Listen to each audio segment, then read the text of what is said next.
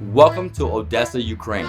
Before the war that has ravaged the country over the past year, Odessa was known for its stunning architecture, sandy beaches, and of course, its delicious seafood. You can't miss out on trying the city's mouth-watering mussels, fried fish, and vorschmack. We'll be exploring the city and the surrounding areas, from the Potemkin stairs and Derybasivska street, to the farms and shores of Mykolaivka, to the Cossack village of Marynivka. Despite the current conflict with Russia, the people of Ukraine continue to fight for their freedom.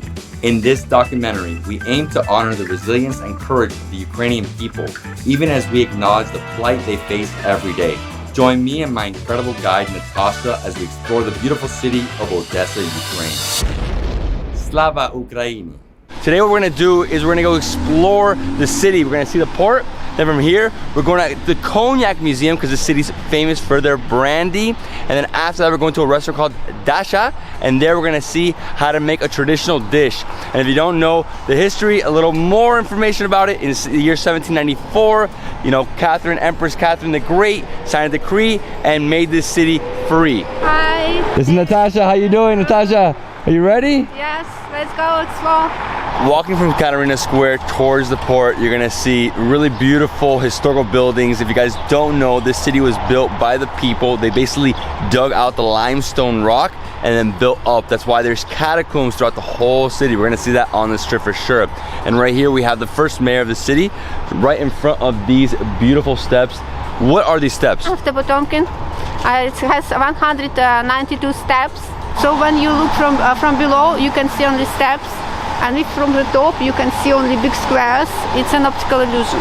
And in front of us, we have the port, right? So beautiful port. Obviously, it's a little wet today, so a little hard to see everything, but gorgeous. So huge port area. This connects all the Black Sea, right? So you can go to Varna, Istanbul, Constanta, Batumi. I mean, every major city from all the different countries, Georgia, Bulgaria, Turkey. Incredible. Steps are famous because they were in a movie, right? That's what I remember. Yes, but the movie is a fake. It's not documentary. Many people think it's documentary. It was made up. It was made up movie, yeah, for sure. I think we're gonna head out now to the Cognac Museum. Yeah. And try some brandy. Yes. At 10 in the morning. Yeah. This is how you do it in Ukraine, right? What a day, huh? I didn't expect this type of weather. Intense. I mean, the rain just keeps coming. So now we're going to get Uber, and we're going to the Shusto Cognac Museum. Shusto. Have you tasted it? It's good cognac? No, never? I don't drink. So we're on a quick 10-minute drive and we are here at the Cognac Museum. They open at 10 a.m., close at 8 p.m. Let's go inside. Let's meet with the management and let's try some cognac. Entering the Cognac Museum. Look at this. 23,000 bottles on the top. Incredible. So this museum is owned by Global Spirits, which produces like over 500 different types of spirits, you know, different brands, and Shostov is their cognac brand. So that's what this museum is dedicated to. Obviously you pay a ticket and that includes a tasting, which is 4 different cognacs. And over here to the right, we have their gift shop, which obviously that's the exit. So when you finish, you can go in there, buy some different cognacs, some different wines. Okay, ready to go? Okay, let's do it. Yeah, look at this, 23,000 bottles. The ceiling is incredible. I love it. Whoa, the space is epic. And this first room is to relax and understand the history of the brand. So right here, 1863, Nikolai Shostov set up his own distillery and a trademark Shostov, and then obviously gives you, a little bit more information throughout its history until now. 2012 European Business Assembly Award for special prize for the status of the best cognac produced in Europe. Best cognac produced in Europe. Oh my God. So we're going to the cellar now. We're going to try some cognac. Smell it. Oh, here we go. Hello, my friend. Hello. Wow. Look at this. Oh, this is amazing. So all this is cognac, right? Come with me. Come here. Only cognac. Only cognac. Massive barrels. What type of oak is this? Hungarian oak? You know? There are 500 of these massive barrels. Each one contains 10 tons of cognac. And then over here we have another thing, which obviously it's off limits, so let's go over here. And I thought the cellar was the only place with barrels. Look at this, second level, more barrels. It's just non-stop. I love brandy. Brandy is my favorite. I went to Armenia, in Yerevan I went to Ararat brandy. So good. Whoa, huge, massive. Okay, so Look at this big one. this is crazy. How big is this? I mean, how many barrels here? 33,000 of these barrels only. The smell downstairs was great. This is like insane. Like, whoa. You can get drunk on the smell. I know, that's what I was gonna say. I feel like I'm getting drunk right now. And the barrels are placed on special wood platforms, and they are painted with white paint, and this paint is the one that you use to cook. Check this out. This section right here, they have barrels dating back to 1949. That's the oldest one they got. They have 53, 51. So all these cognacs are being held until they're 75 years old, so they can bottle it and sell it as a 75-year-old cognac. Obviously right now they have 25, 40 years, 39 years, 50 years, but not 75 yet. I want to come back and try it 75 years, for sure. Are you drunk yet? I feel it. I told you you're drunk. It's like, when you smell the cognac, this is intensified to like 10,000. Wow. So this man is too funny. My man, he's like, you have to climb up to the top of the barrel so you can see over everything. It's a little dark, obviously, because they keep it in with no light, you know, for conditions, so it can age better. But look at this, 35,000 here? 35,000 barrels? It's like a sea. It's an endless sea of barrels. Okay, how do I get down from here? Wow, okay. And this is the room of paradise, obviously. With the smell, you feel like you're in heaven. So they have cognac in these big jugs that can't be held anymore in barrels. So these are from 64, 52, 63. So to keep them from getting, you know, bad in the barrel, they brought them out here and let it sit. They have the oldest barrel in Eastern Europe, over 120 years old, right? Yes. And how big is it? 128? Okay. Biggest barrel in East Europe. This is the biggest barrel in Eastern Europe? Look at this barrel. This is like a building. Over 25 tons. I can't be in this place anymore.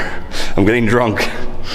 I've never felt this way before, off a smell, in my life. What a museum. I've never been to a place like this. Even Arat is not like this. I mean, in terms of museum, you know, you can't see this many barrels, smell this type of intensity. These glass pipes are used to take the cognac from the barrels to the bottles. So they don't have to take it out manually. This is just a easy system with pipeline, right? Basically a pipe. How many more barrels, man? This is like, it's infinite. Downstairs, we saw the biggest barrel in Eastern Europe. This is the oldest, dating back to 1893. The oak is so good that they never had to fix it until the year 2013. So it went like over 120 years, 130 years, you know, in prime condition. The workers of the factory buried it in the ground. Not just to preserve one barrel, but to take it out after the war and taste the cognac and use it as a sample for creating future cognac. So now we're gonna taste some cognac, and you're saying it's different type of tasting. It's like a walking tasting. We're not just gonna sit down and just drink. We're gonna go, have a drink, walk around, have another drink, right? So we're trying 4 different ones. This is a wishing bell.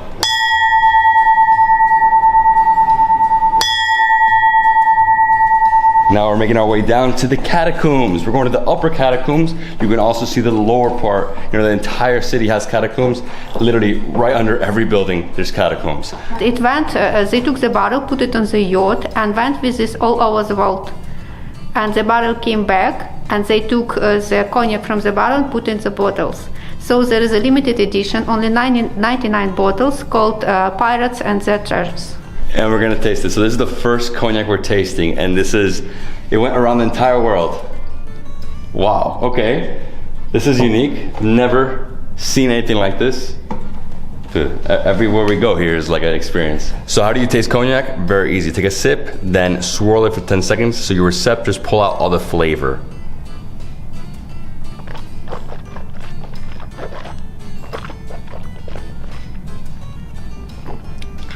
Wow, that's good. Oh. And then you don't say anything for a while.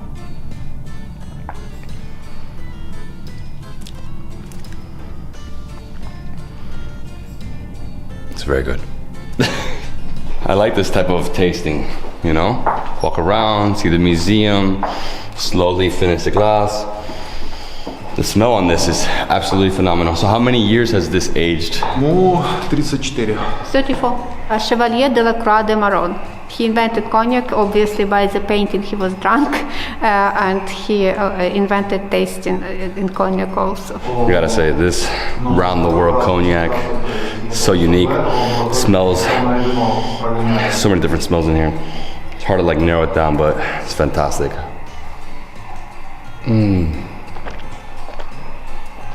And this was exclusive for me, right? No one's gonna get this taste. The museum doesn't end. Yes, it's a new barrel from inside. So here you can see what a barrel looks like inside. These are all the instruments they use to make barrels. If you're missing just one instrument, you can't complete a barrel. You need every single one of these. They're like pickers. Man, I don't even know what these instruments are called, but pretty awesome. I've never seen this. And here we have like some old cognac just sitting here for like 100 years. Here we have some more of their brands. And let's keep going. I think we still have 3 more cognacs, no? 3 more? Come. Which one is this one? 50 years. 50 years. Which more? All right. Zuyom. Okay. And then don't talk for some time.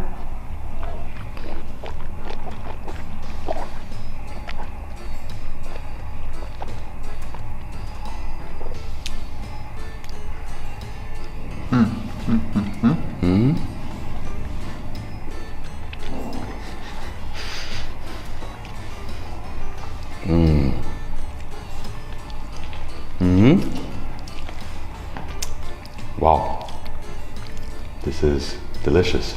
In the next room of the museum, we have an old tram that used to be pulled by a horse. Incredible, that's the original, right? And then over here to the right, we have old bottles, and we have like aristocrats or like, you know, rich guys, famous guys from the area, from the 1890s, you know, like early 20th century. And these guys only drank Shustov cognac on principle. They wouldn't touch any other cognac. Hey, it is the best, right? It's so good. I haven't had cognac in France yet, but I'm sure it's this level. I'm gonna finish this one. Old bottle.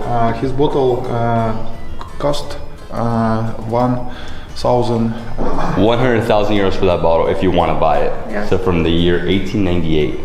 So these are all old bottles. So this whole area is all about the bottles, right? The evolution of the bottles, the labels. French consulate is here, real one. The French consulate here in Odessa is in this building, in this room, right here. I met him earlier, very nice guy. So if you need a passport, if you're French, if you have a problem, come right here. Oh, chandelier.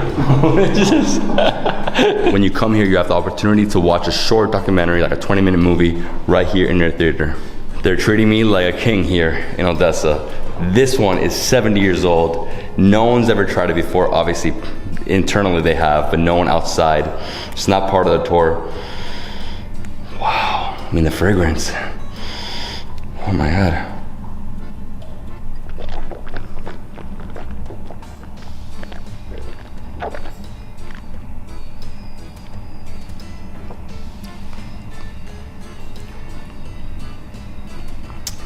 I take a bottle.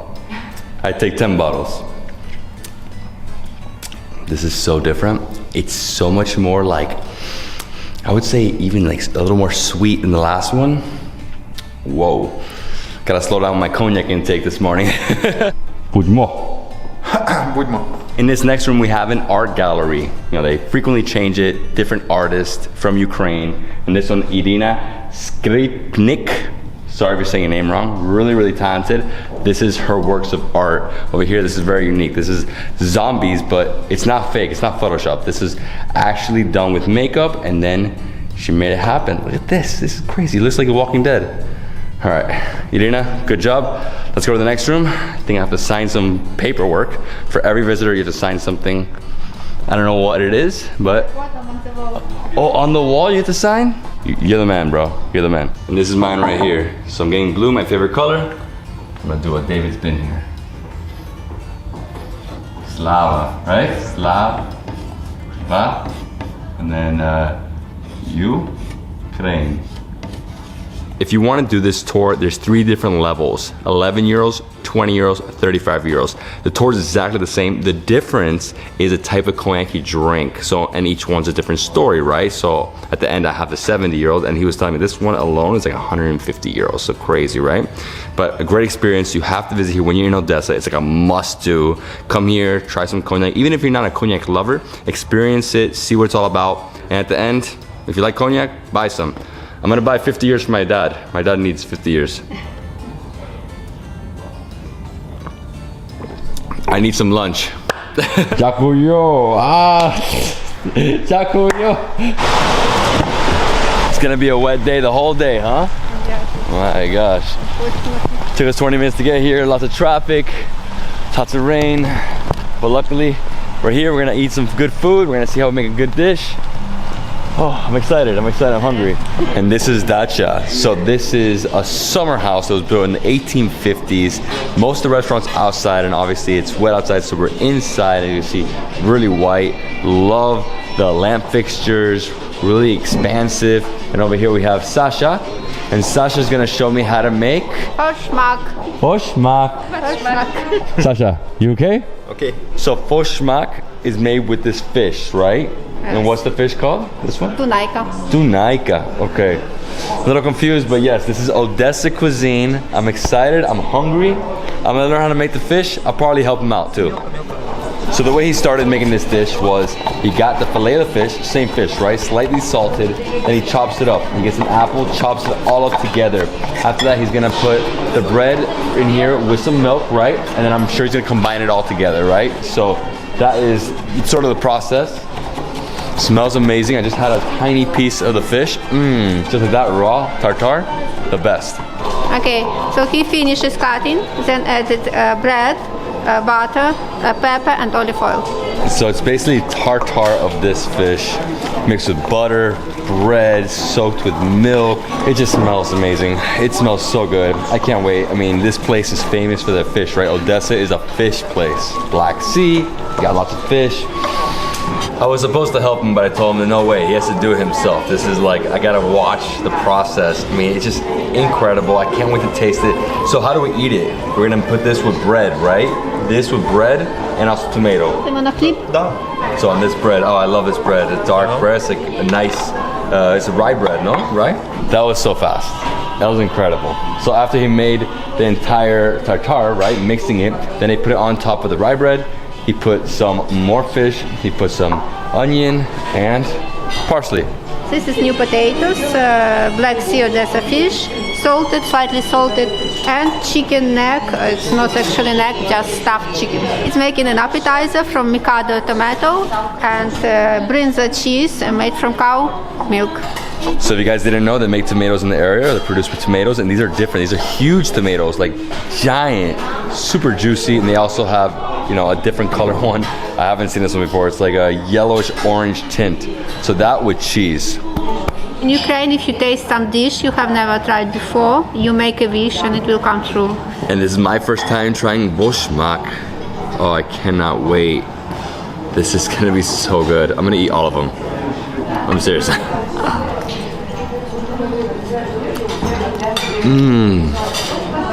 Oh wow. Wow, it's a creamy, fishy salad, right? With fish on top.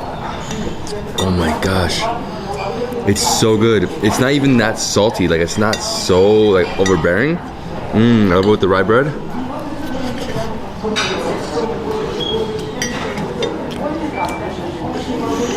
Oh wow. What can I say? Incredible bread. The fish. The bread inside. Onions. Fish on top. My wish is to come back. Because for this dish, if you're into fish, if you're into like fish salads, oh, what a great combination. Yeah, like I would say in Spain, it's called like a tosta, you know, bread with the salad on top. This one's phenomenal. And the fish came from right here, from the Black Sea. It's ridiculous. The bread, that's the best. Black Sea sardine. Natasha, I'm a big fish guy. So I'm gonna get some fish here. You can eat all of it. I can eat all of it. Oh, thank you so much. This place is amazing. Odessa cuisine. Oh, my style. No, I'm all about that fish. Fish life. You know, it's so different because in the north, it's about pork. You know, pork. Here, it's all about fish. Nice salty fish. And they're easy to eat, right? There's like almost no bones. A little bit of tail, but that's okay. I love these small potatoes. Potatoes, cabbage, and beetroot are like the root of the country, right? The root of the cuisine. But obviously in the south, you're gonna get more seafood. And what I like about it is that it's not so fishy, you know? It's a little oily, not so salty. Just like flows down. Super succulent. I'm so happy. Next up, I have to try these tomatoes from Odessa. I'm actually gonna try the yellowish orange one, right? A little different. With basil, I've never seen this tomato in my life. You know, I've seen the other one, the big red one. We have something similar in Florida, but this orange yellow.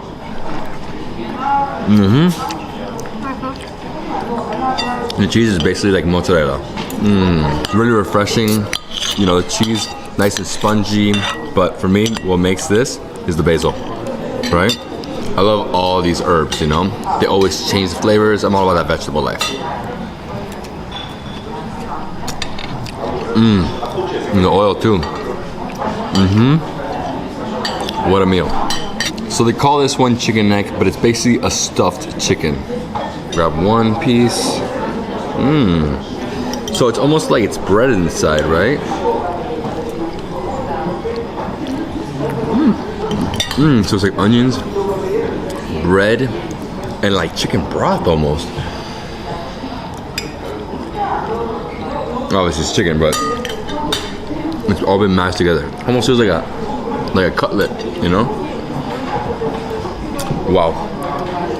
Everything is too good. And this is our first dessert. It's called rogalik. It's basically like small croissants stuffed with jam. Wedding croissants. You eat babies.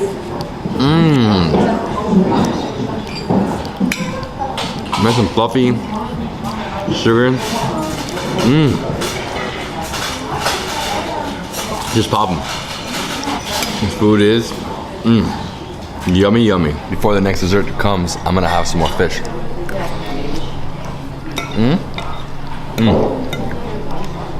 If you guys didn't know, I'm a fish lover. Eat this whole thing. It can be sweet, it can be non-sweet, but this one is sweet because it's dessert. So it's like almost like a Ukrainian crepe stuffed with cottage cheese. It's a little hot. You have sour cream on the side if you want. I personally do without sour cream.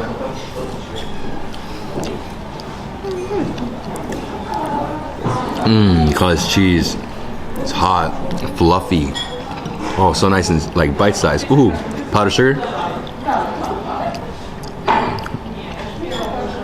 All right, one last one. I just popped. I ate so much food right now. Oh. The deeper you get, the hotter it gets. So I'm just gonna take us to a small house they have right here where they have chefs making those tiny croissants. So he's gonna show us how they do it and make it like mini form, right? It's still raining. It's intense. This rain is too much. It's not normal for me. Wow, so this is how they make the tiny like croissants, no? Oh my gosh, and vareniki. Tiny vareniki. Tiny vareniki. So they're making the crepes, they're making the delicious croissants, vareniki, all tiny ones, all done by hand. How many a day? 1,000, million. They're making too many. They're so good. Yakuyu, спасибо. Ba. Ciao, ciao. Ciao, ciao. Long, wet morning, but we made it happen. We started off at Empress Katerina Square in the smack center of the city. That's where I suggest you stay. That's where I'm staying. From there, we walked down to the steps. It's a must-see here in Odessa. Then from there, we took an Uber to the Cognac Museum, got on a complete tour. We tried some Shustov cognac. Oh, 70-year-old cognac was the best, but really the craziest part about that whole experience was going to the barrel room. 35,000 barrels up there, and I was getting drunk off the smell. It was that intense. And then from there we came over here, Dacia, and we tried some Odessa food. Odessa food is delicious. It's very different from the rest of the country. You know, they like pork in the north. Here it's all about the fish. Wow, the chef Sasha made a few different dishes for me. Then we ate it all. So delicious. Wow, I love the food here. Oh, I can't wait to explore more. Good afternoon, everyone. This is David Hoffman from Davidsbeenhere, coming at you from right outside of Odessa, Ukraine. Today I'm going to take you on an epic tour of this city, starting off at Don Alejandro Winery, boutique winery right outside of the city, 20-minute drive. From here, we're going back to the city. We're going to see some more. We're going to explore, and then we're going to have dinner at Kumenats. We're having traditional Ukrainian food in a Ukrainian house.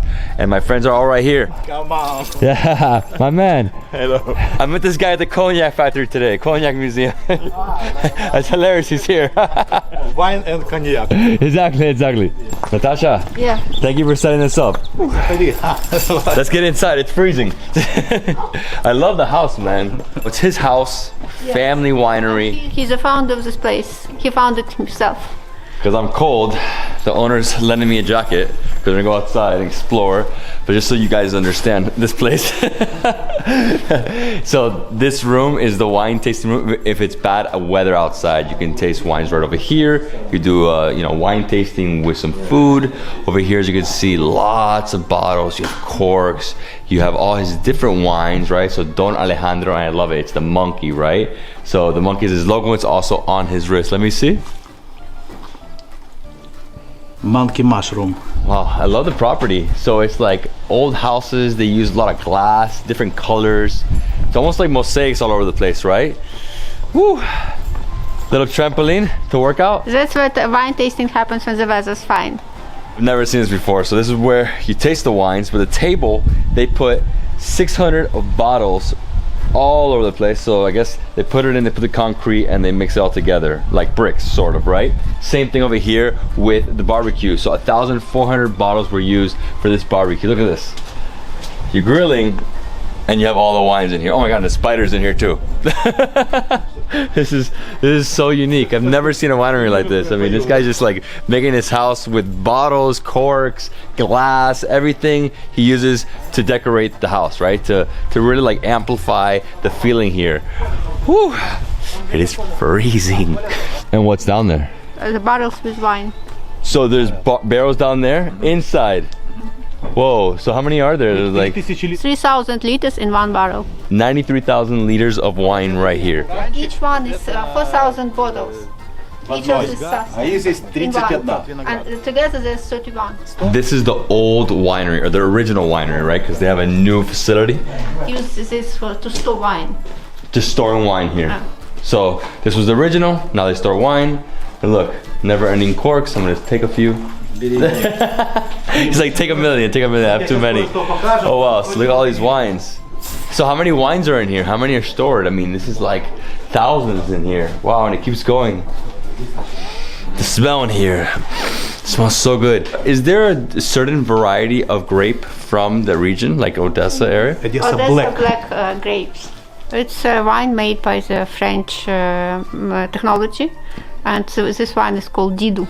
And this is his champagne. After a year and a half of settling here, he puts it into this area where it's basically fermenting vertically, right? Like upside down, right? And then he turns them slowly, almost like Dom Perignon, right? Every like few weeks or every few months, they turn, and then you have the sediment right here. Look at this. This would be champagne. Champagne. This is Pétillant Naturel, method ancestral. This is Pétillant Naturel. Like bottles like this, which just go to the underground storage. Each shelf here contains 600 bottles. So 1, 2, 3, 4, 5, 6. He also has 170,000 bottles in the cellar, right? 170,000. Down there. This is the entrance to the catacombs. That's where they contain or hold 170,000 bottles.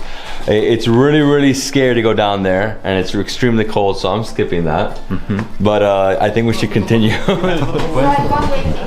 It's a one-way ticket?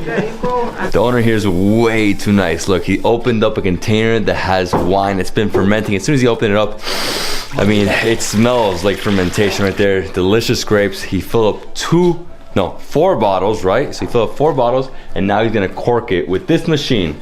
Now he's going to show us how to put the labels on the bottles. This owner, it's my guy, Don Alejandro.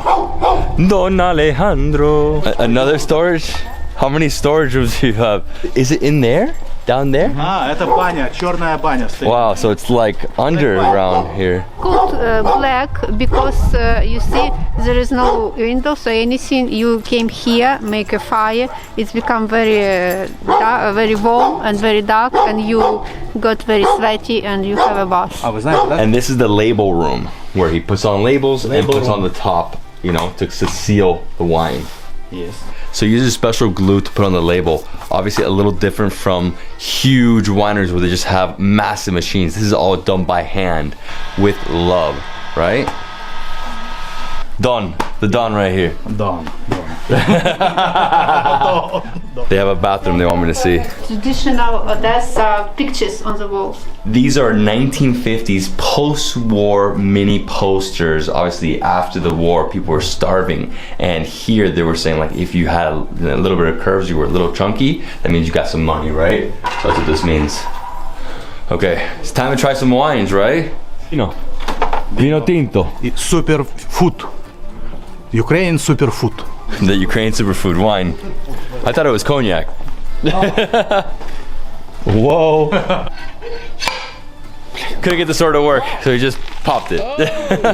Ukrainian superfood. Let me try some of the champagne though. You ready? You ready? Oh, that's good. That's young. Ukrainian superfood. Кровяная колбаса. It's kravyanka, it's blood sausage. Liver sausage. Liver sausage. Liver sausage. Надо... Right? О, наш пацан. Salo. Salo. Pork fat. Liver sausage. Сань. О. Все мытое. На, тебе, закуси помидор. Oh my gosh. And you follow it with tomato. You follow with tomato? Помидор. You see Odessa tomato again. Or this one is called black tomato. Oh, so good. Сало. More? This is salo unsmoked. Тебя покормим. Держи. О. I'm getting fat. Спокуха. The salo is so good. Oh, you're gonna give me blood sausage too? Так. Yeah. Blood sausage. Blood sausage. For me, that was the best one. Locally made brinza cheese. Yeah. А как будет коза? Go. Tastes like feta. Лучше, чем фета. Salado. Sal. Да. А сало хочешь еще? Oh, it's so good. I think after this I need a lot of water. Dun dun. Так. Da-da-da-da-da. My friend here is too much, so we have the blood sausages, the liver sauces, the cheese, the salo. Salo. Salo's so good. Salo. If I stayed in this country for like 2 months, I'd be Salo. I'd be a blimp. It was taken out specially for your visit. So this came from the underground storage that we just saw, the one that's like dark. Where we didn't want to go. Oh yeah, it's too dark in those catacombs. I can't go in there. You can get lost. People get lost in there every day. California, Napa. It's Odessa.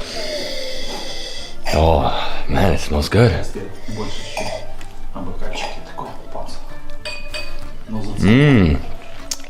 Tastes really good.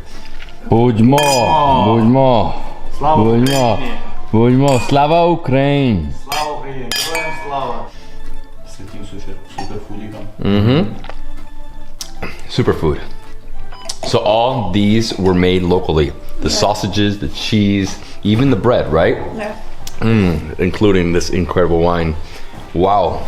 Four different wines in one, of vintage of 4 years, rolled in one, and it's called sapiravi, which is Georgian wine, but it was made here with Ukrainian grapes, so now it's like Ukrainian sapiravi. Georgia. Daram daram daram dam daram daram daram dam daram daram dam daram daram daram. Yeah! I can't wait to go to Georgia. I had a Georgian dish the other day, the puri, the puri.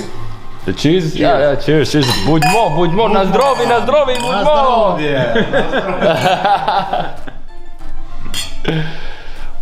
This is the life right here. What a great wine. So Georgian wines are similar to this, like in taste. But ours is better. Obviously, if it's yours, you have to say it's the best. You want to be the best, right? It tastes phenomenal. I mean, it's a little dry. Man, it smells incredible. Tannins. Another wine, okay. Ukrainian gangster. Don't worry, I'm full of tattoos too. No filter.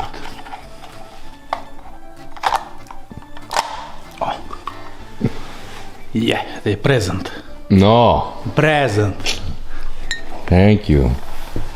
So now we're gonna try the bottle that he took out of there. He labeled one for me, my present. Obviously, this is going home with me from my dad. We're gonna try this right now. Okay, my friends, budźmo. Budźmo. Budźmo. Budźmo. Let's do this. Yeah.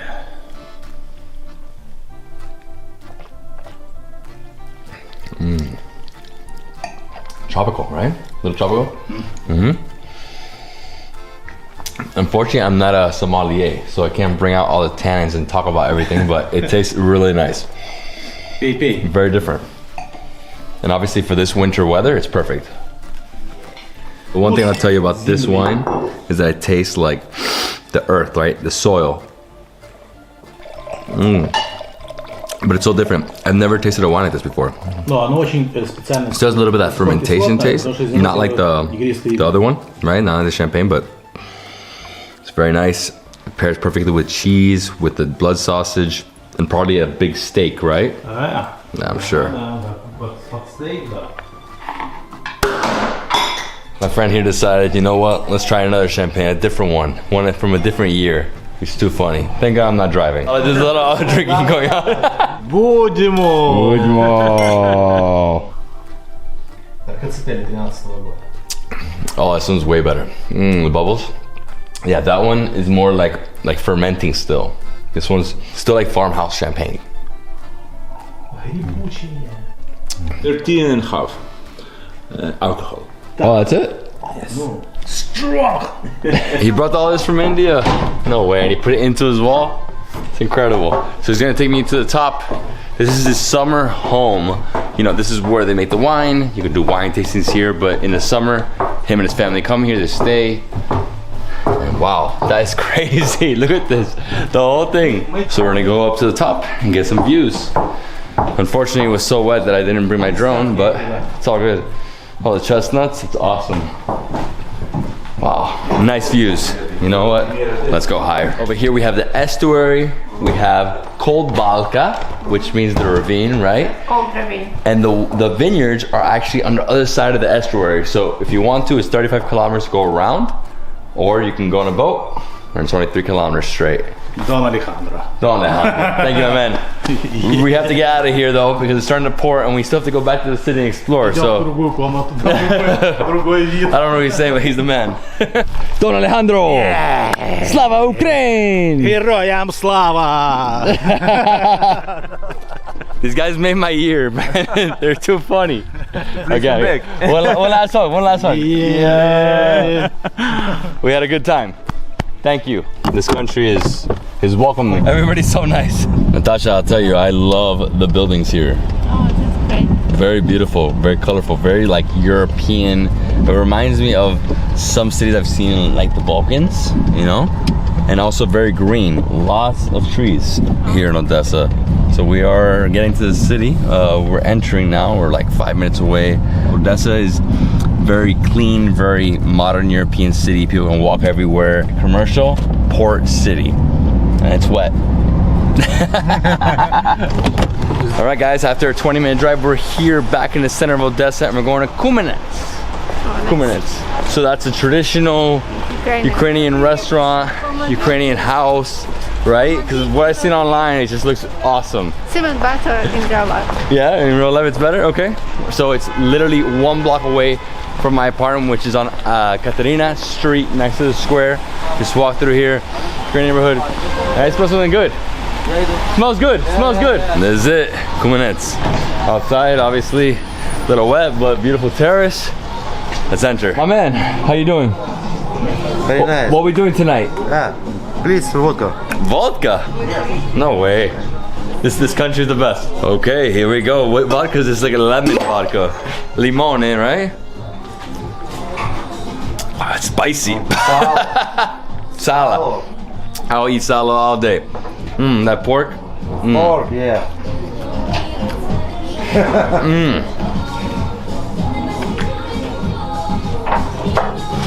Oh, spicy. My man here is too much. So nice. He's like, you know what, horseradish vodka, just keep drinking. I'm like, okay. Oh. Now I'm Cossack. Cossack. Cossack. Cossack. I love Cossack. Закусывать. Будьмо. Будьмо. Yeah. Будьмо. Закусывать. Oh, I can't have any more, man. I have to eat another one, my gosh. My man, what do we have here? It is our homemade vodka, our bartender, Konstantin, honey with pepper, red pepper. That's plenty of ripper. What, this one? This one is cranberry vodka, and this buckthorn. Over here we have horseradish. Wait, this is the spiciest one. Spicy, Horseradish. yeah, you will feel hot, yeah. My favorite is this one. And what else do we have? More salad. This, our compliment from my chief to you. Okay, awesome. It's called smallets. Smallets. Smallets, yeah. It's melted pork fat with salt, garlic, and parsley. It's our traditional appetizer, Ukrainian. So pork fat melted. You try. Everything's pork fat. Yeah. And here we go, trying the honey.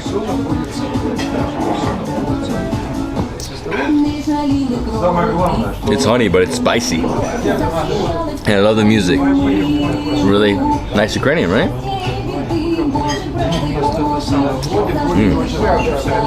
Oh.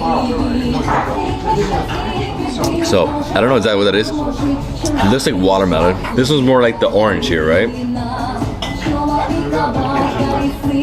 It's carrot? No. Definitely not carrot. It's more like tangy, this one. They're all spicy, but that's really the vodka. So, next up.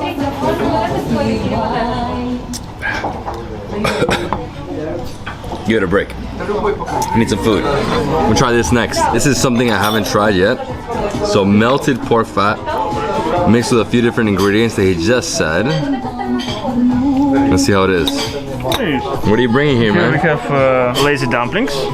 Inside we have cottage cheese and wheel and chili sauce. Yeah. Before I jump on those lazy dumplings, I'm trying this. Oh. You know the problem with pork fat? It's delicious. That's the problem. It's so good you want to keep going. Obviously, to my Muslim friends, you're not gonna eat this, obviously, because it's against your religion, but it is something very unique. The way they make it. Melting it, mixing with a few different ingredients.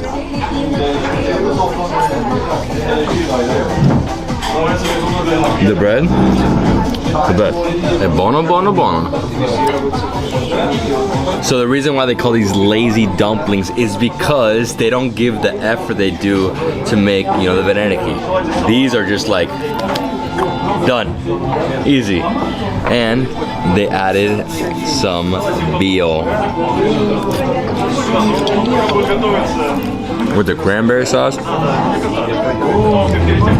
Oh my gosh, I love these dumplings. And they're lazy. They don't want to go in your mouth. Oh, that's good. It's so delicious. Whoa, cranberry sauce gives it a nice sweet taste. Got the nice veal. Slow cooked for sure. Here we have stuffed cabbage. Inside we have rice, pork and wheel meat. This guy's the man. Tip him. Tip him a lot. It is our local fish. It's called goldfish. Fished on from the Black Sea. Like my boy just said, these are cabbage stuffed with pork, meat. On top you have carrots. Inside you also have rice. I'm Hungarian. This is my jam right here. Like, the best. This and dolmas, you know, grape leaves.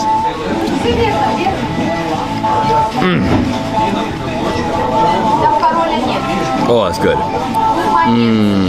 It's like completely full. Cabbage is like a little layer. Sometimes they give you like a multiple layer. That's not good. That means they're being a little cheap on it. I love this, but I've been eating all day. At the winery, I wasn't expecting all that stuff. A little too much blood sausage and that pate. Kill me. This one's a little different because I can't just grab this thing and just dip and eat. I gotta break it up, right? So you have to go in here, separate the spine right there, boom. Take out from all the bones. Yeah, right there. Gotta be really careful, my friends, really careful. You never wanna eat this.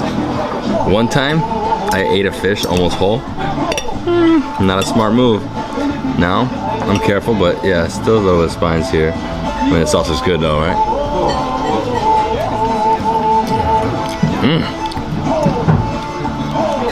Amazing Black Sea fish. Wow. Nice white fish. It's like a spicy, like horseradish mustard sauce.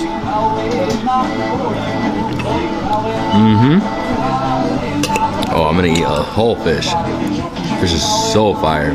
Black Sea. I didn't know they had such good fish. See, what I really want to do is I want to go in here with my hands, pull everything out, get rid of all the spines, dip, and just the real Indian style. Oh wow. I mean, to be honest, the spicy sauce is getting to me. It's like really hot. Nice flesh here. Nice meat. Wow. Again, if you don't go to the country and eat their food, you weren't there. And when you come to Odessa, talk about that fish. My favorite part of the fish is the cheeks. You know, for me, fish can never leave, right? Now, if anybody ever looks at you and think you're weird because you're like diving instantly with your hands, what's wrong with them? We're born to eat with our hands. Utensils weren't made for us. That's what I believe. My Indian friends told me the same thing. Who knew that Ukraine likes spicy sauces? I mean, it's the horseradish for sure. And sometimes chilies. Guys, we had an incredible day, right? Don Alejandro, right outside. If you guys don't know, this place, Odessa, is famous for their wines. So many vineyards, so many different ones. A lot of famous ones. We went to this one is because it's private boutique. He took me in. He's not taking tours right now. He took me in like a family member. My God, treated me like a king. Gave me 3 different wines to go. And thank you. Amazing. Thank you. And then we came here, unfortunately, because of the rain, we couldn't like walk around the city. We had some time, but it was just too much rain. And yeah, we came here. Wow, good food, nice people, Cossack. Cheers, guys. To Odessa. Bujmo. I'm getting it right now. It takes me time. This language is not easy.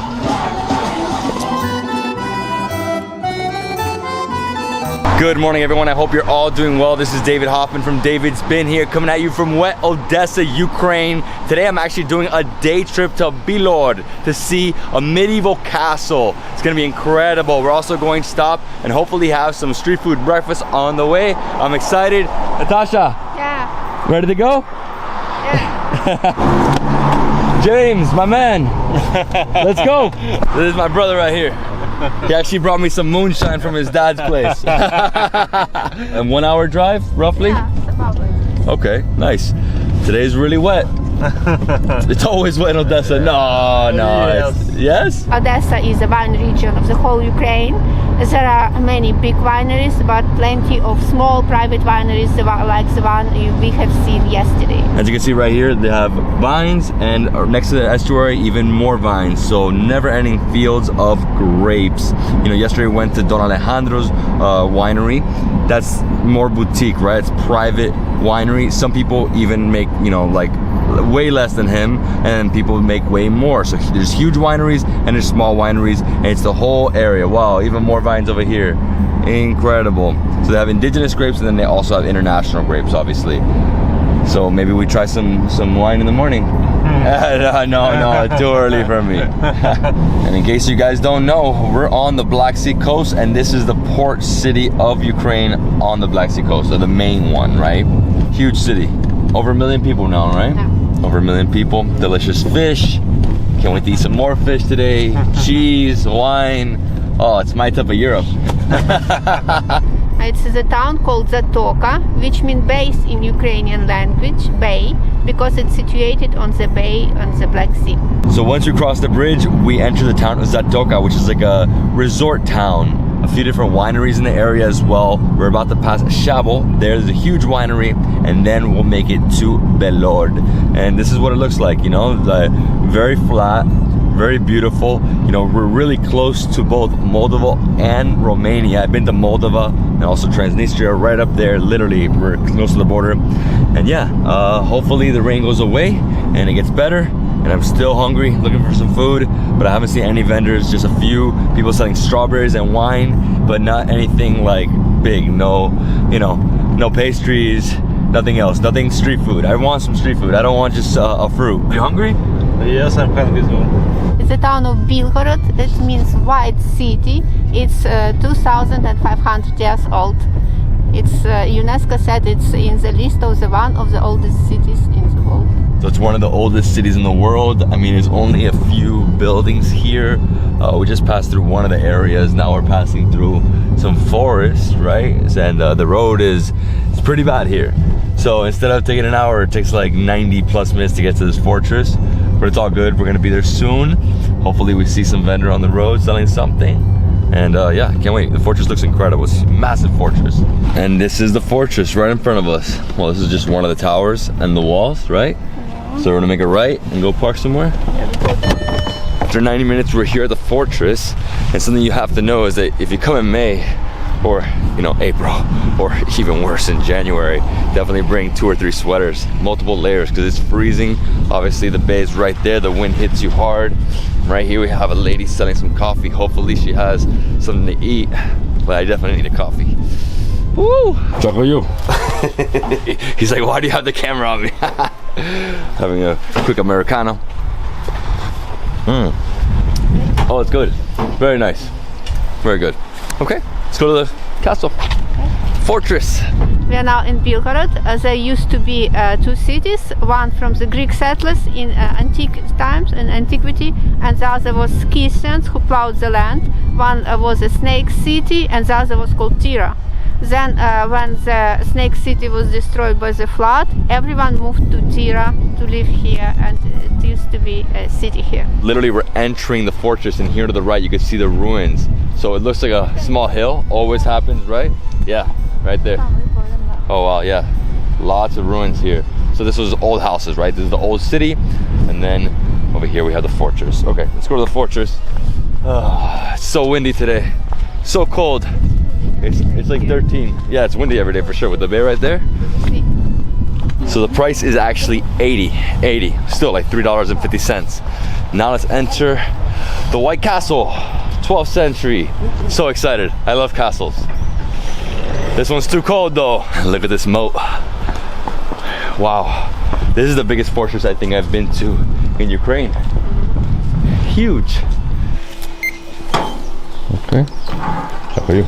It's massive, incredible. So here inside the fortress we have a few different, I guess this is where like vendors would be, right? Medieval fairs here sometimes. Medieval festival? Yeah. Yeah, here? Huh? What time of year is that? I usually used to be in May, but it stopped with the war. We used to have even knights battling here in the armor. Hey, and if you come with kids, there's a little playground right here. My kids would love that. They want to be in the playground all day. That's really unfortunate that they don't have anybody, you know, selling things, you know, souvenirs. There is somebody in the front. Oh, there's something here. Let's see what this guy's doing. Hello. Hello. Hello. Coins. You make coins. Oh wow, let's see this. На фото оригинальная монета. They have the original and make copies exactly like original money that were in circulation here. So this is from the year 113 AD? Yeah. Wow, so 2,000 years, almost 2,000 years. So if you want to buy one of these coins, it costs 75, so roughly $3 US, and he's gonna make one for me right now. There's a few different ones of Alexander the Great, and I'm gonna get the one where Alexander has an elephant, right? So he just came back from India. Obviously, I love India. I love Alexander the Great. My middle name is Alexander. We're doing Alexander. После встречи с царем. He met Indian king for. Так, теперь. He added the dust of the ancient soul. It's a special ritual.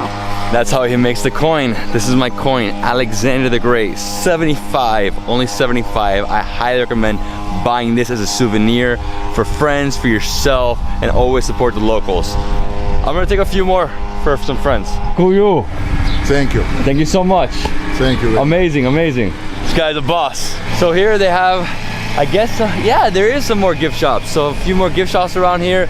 Unfortunately, there's no food in here though. It would be awesome if there was somebody here making kebabs or something. So we found a place that has some food.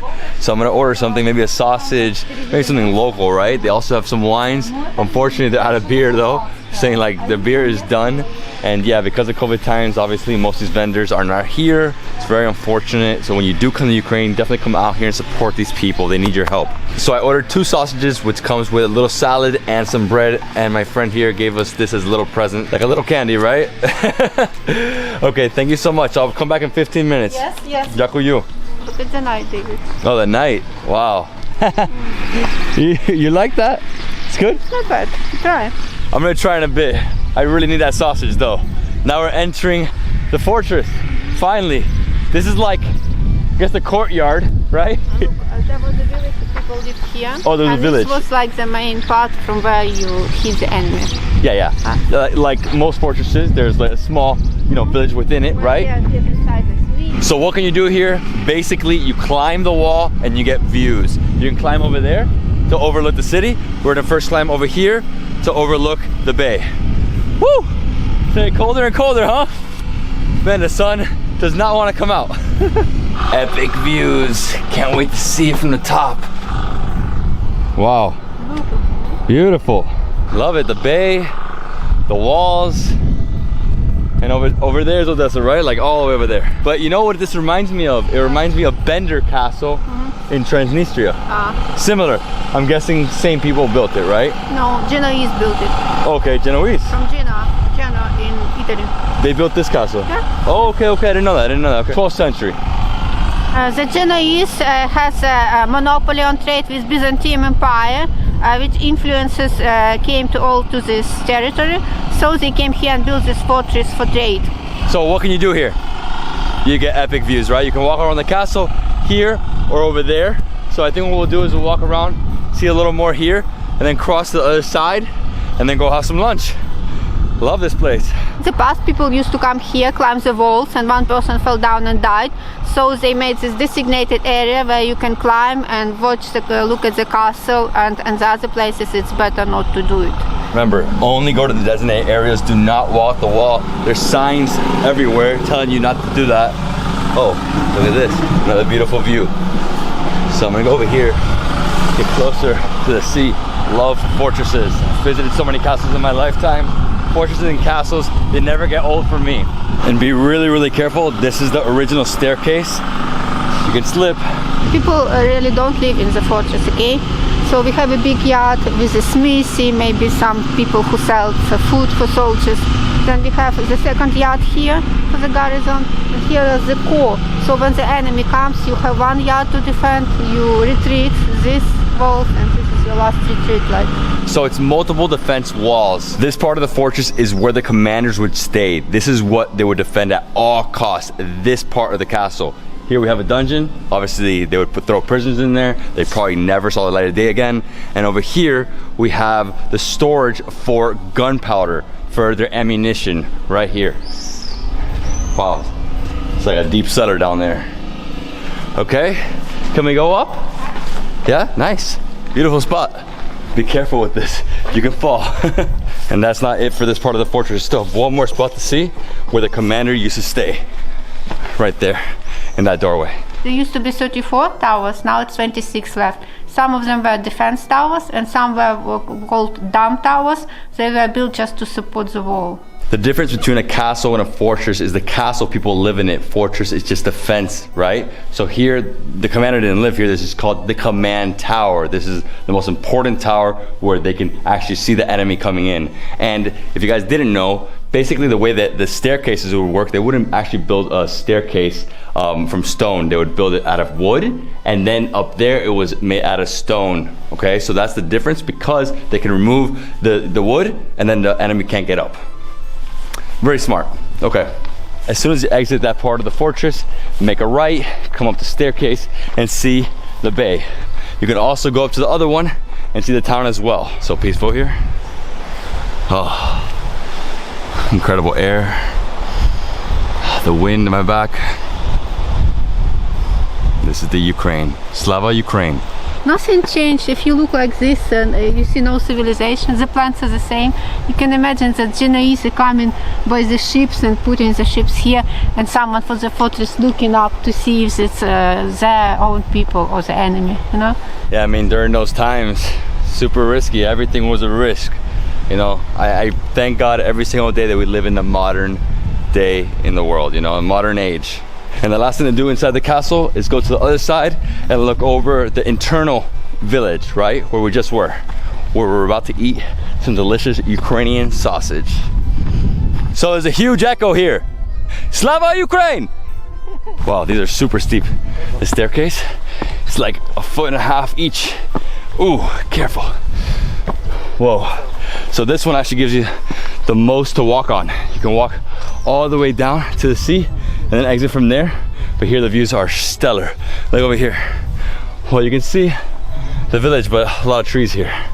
So it's not a great view, but definitely come up to all these different vantage points. I mean, you're here already, right? Just beautiful. What a structure. Whew. And I suggest going all the way to the sea if it's gonna be easier to get down. And also you get a different view, right? Because the other side is too steep. Oh, wow. Yeah, the view here is epic. Just another incredible, beautiful view. The one thing you shouldn't do is what this guy's doing. It says not to do it. You're wild, bro, you're wild. Okay, let's go eat some sausages. Woo! Natasha, you have to eat some of the sausage too. Yeah. This lady is way too funny. She's like, you have to try wine. This is the area of wine. I'm like, yeah, we're trying. So which one? Pomegranate wine. Pomegranate wine. It's been a while. I love pomegranate wine. Yes, yes. I have pomegranate wine in Armenia. Very good. Very nice. Yes. And this is lunch. Basically lunch. We have pomegranate wine. Can't wait to try it. And we also have pork sausages. We have a cabbage salad. We have some ketchup. And then over here we have basically a pita with tomato and cheese. Mmm. Local cheese. Almost like burrata. Mm-hmm. Like that. Mmm. What do you call it? But better. But better. You have no idea. The whole morning I'm like, I'm hungry because I ate like really early dinner last night. Next up, we have to try the sausage. Pork sausage with ketchup.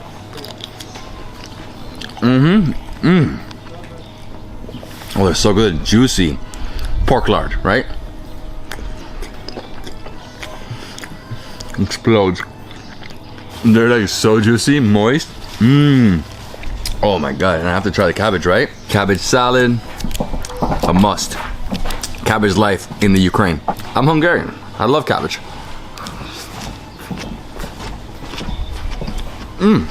Light, no mayo, way healthier. And lastly, we gotta try delicious pomegranate wine.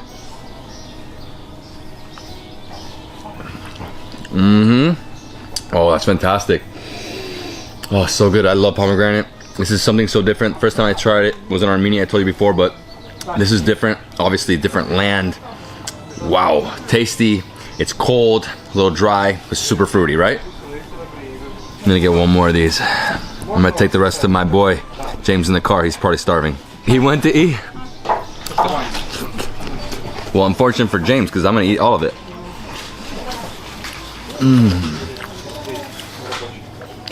Such tasty sausages. And the cheese. All this is local, farm to table, all produced in the area. It's like Ukrainian grilled cheese with pita. And they're currently building a stage behind us. I think they have like an archery right here, right? Too, they have archery. Medieval, right? I love it. Medieval times, and they have this cool stuff on the sides, like shields, right? From back in the day. And axes. And axes too, huge axes. This is incredible. I love this place. This wine is fantastic. Oh, sorry, let's put it on. Okay. Oi. Oh, that hurt. It's okay. You're too kind. Look, love. Yes? The armor, right? Yeah. This is what they used to carry. Man, I can't even imagine like going to battle with all this on. That's why they used to like have big problems in battle, because there's no way you can carry everything in the archer. Crazy. With a sword? Thank you. You're the best. Thumbs up. Дякую. Thank you so much. Thank you. She's too kind, too kind. So the whole thing costs $160, which is roughly like around $7 US. Definitely worth it. Come eat for two for, you know, I think maybe get one more thing and two people eat really, really good here.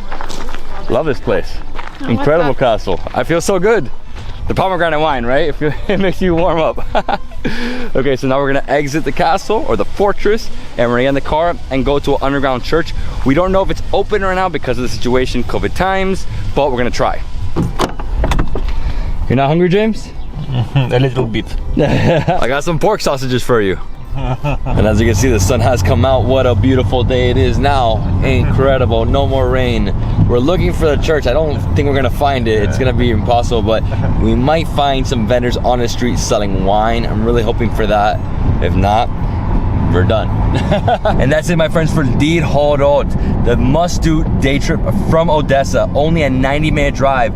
On the way, you'll see people selling strawberries, cheese, wine, etc. A few different things, right? Whatever they farm. And then when you get to Didhorod, go straight inside, explore the fortress, and eat some lunch there. I had some incredible sausages, you know, cheese, pita, and some pomegranate wine. The wine out here is incredible. You can also go to wineries in the area if you want to. If you have time, definitely go explore them. We're done, everyone. This is David Hoffman from Davidsbeenhere, coming at you from Mykolaivka, Ukraine, a small village located 2 hours drive south from Odessa, right here on the Black Sea coast. And today what we're gonna do is visit seamen and goats. This is like a dairy farm. They have a restaurant, and they have something very, very unique, which is goat therapy.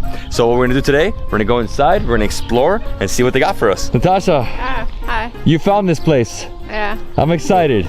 Nice. Check this out. Oh, they have boats in here. They have old trucks, and they have goats everywhere. Baby goats. Oh, I love it. What's up, guys? This is Julia. She will show us everything. David, pleasure. So we're done. Добро. We're gonna feed the goats? Yes, and they will come all to us. Там будет просто Yes. высыпать и покормить. I love this place. Look at this. Shipping containers. They have a boat here, piano. They have a place you could sit in the middle. Over here, have some food. Everybody's coming to us. We have the food. They're eating me. Yeah, fast. Save me. No! Save me from crazy goat. All right, guys, come. Hey, who wants?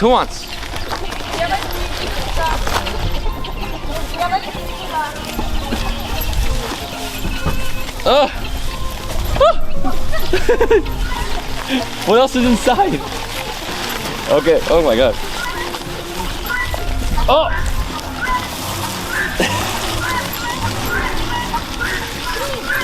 Take it.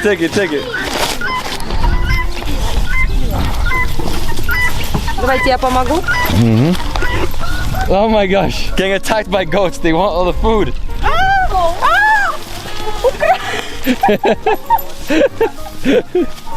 This is amazing. I have no food. Leave me alone. Okay, that was fun. I am full of dirt, probably manure. We're gonna go inside here. So this is like the goat's stable. I don't know exactly the name for it, but this is where they live, right? So they have the grass there, which they eat, and they milk them right here. This is awesome. Love this place. What a hidden gem. So this is where they milk them. It's very similar to how they milk cows, right? So they go inside and they have food here. So while they eat, they milk. And then when it's done, they lift this up and then the goats leave and go down the stairs and go out, right? And this is what the machines that they use to milk the goats. Be careful where you step. It's a little slippery. Got some mud, got some manure. And over here, what do they have? That's lavender. That's lavender. Wow, beautiful. I love lavender. Yeah, the best thing about lavender is the smell, right? The fragrance. I actually bought some lavender in Kyiv.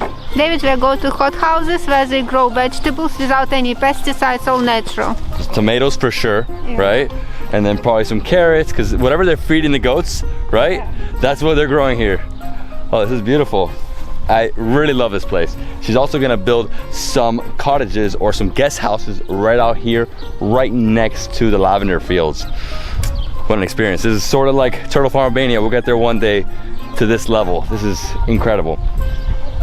Wow, fantastic. Whoa. The reason they're using these greenhouses to grow tomatoes and other vegetables is because there's not enough water in the area. As you can see, there's like a hose that goes right through here.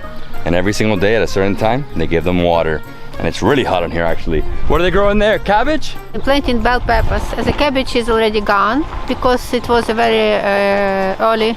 They are almost done with it, you see, and now they're planting bell peppers. So the vineyard right here doesn't belong to the farm, but there's a vineyard next door that belongs to the neighbors, right? See, these are tiny vines though, because they're not as big as the other ones, right? These are like minuscule. So many greenhouses. So it's where they start, you know, they plant something small, grow from seeds to the little sapling, and then put in the house. My favorite part about coming to places like this is getting to eat some vegetables straight. Oh, that basil is so good. Have a little piece, another piece. They also have cucumbers. What else do they have? Oh, the basil. Feels so good.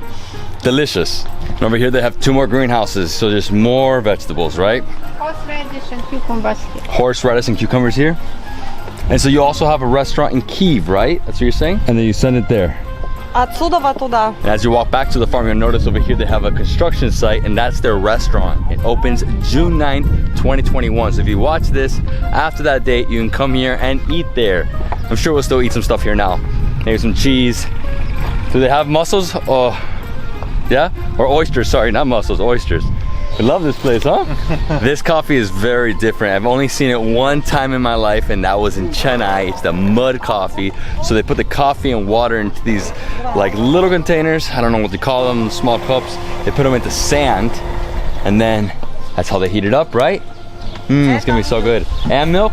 So this is goat milk right here. Fresh, yes, from the goat. Я вам чуть-чуть дам попробовать. Я не буду пить молоко. I'll have a little more. Super fresh goat milk. They got it today from these goats. Incredible. So fresh. Wow, it's like creamy.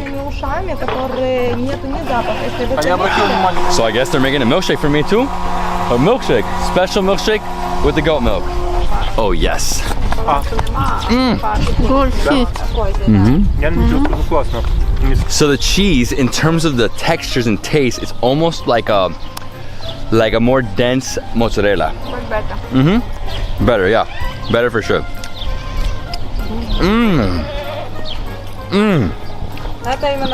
Not salty. Oh, could have a whole ball. And here we have some more cheese. So this is a different type of cheese. What's the name of this one? Адыгейский. Adygeyski. Oh, it's so fresh, so cold. Oh, okay, here we go. It's too much. Straighten them out.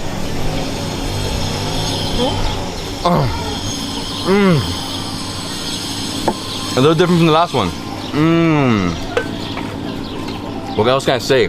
It's not salty, nice and yummy. Yummy, yummy. Yummy, yummy. Very different texture. It's a younger cheese. It's like first. So it has texture, I wouldn't say like feta, and it's not salty at all. It's just young cheese. Wow, from goat milk from right here. Give me that. It's mine. I know, it's yours, it's yours. So this is almost like panna cotta, right? With condensed milk they make themselves. Oh, extremely sweet. So it's like panna cotta, but it's not as soft, a little more denser. Almost like dulce de leche on top. I'm gonna eat this whole thing. It's too good. One more bite for good measure. Eating a lot of cheese, a lot of pork. 4 seconds, 3 seconds. Oh, pinch. It's excellent. Excellent, I know. I'm just like in awe with it. It's like crema catalana, creme brulee. Obviously, more creme brulee, right? Here's the milkshake.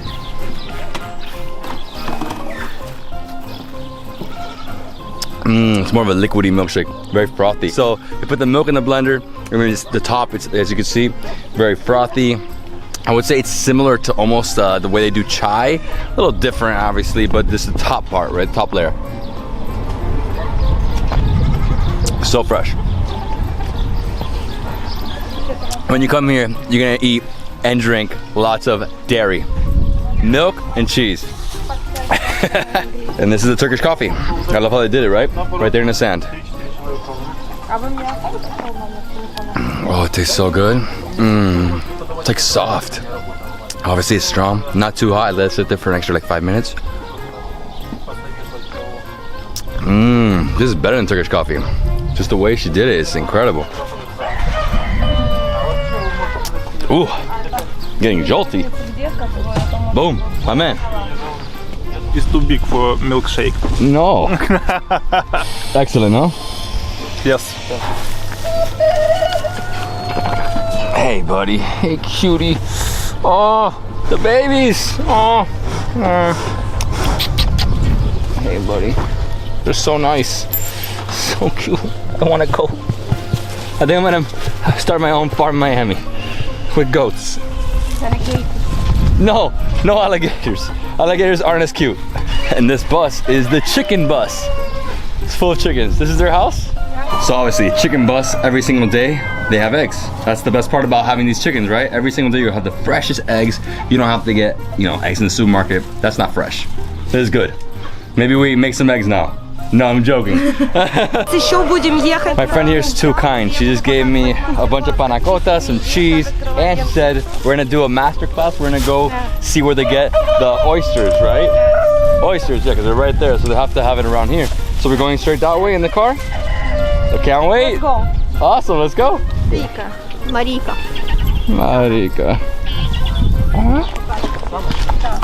Let's go shuck some oysters. After being in Ukraine for almost 2 weeks, I finally get this close to the Black Sea. It's been a while. Last time was when I was in Bulgaria, 2013. I had no idea they had a restaurant right here on the Black Sea. So they have seafood from the Black Sea, oysters galore. Cannot wait. Wow, so beautiful. Wow, look. Up there you see that it's a net, it's stationary, they beat up the special piles 8 meters deep and they cut the fish like in stationary manner without dragging the net after the boat. My friend, how are you? Okay. I'm fine, I'm very cool. We're gonna have some oysters? I like oysters. I love oysters too, and they're right there. Like, I want 5 dozens. No, I'm joking. I don't think this day could have got any better, but look at this. You got fresh oysters from Ireland and France right here looking at the Black Sea. What an incredible, beautiful experience. Let's drop that in there. Oh yeah. Oh. I love slurping it. Look at the rest of this. Oh, so yummy, so fresh. Succulent. Oysters every day. Get a little bit of that horseradish, right? Woo! So you can either use the little pick or you can just go in like this.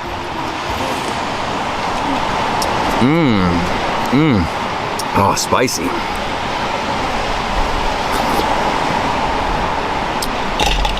Oyster time. A little bit of that horseradish.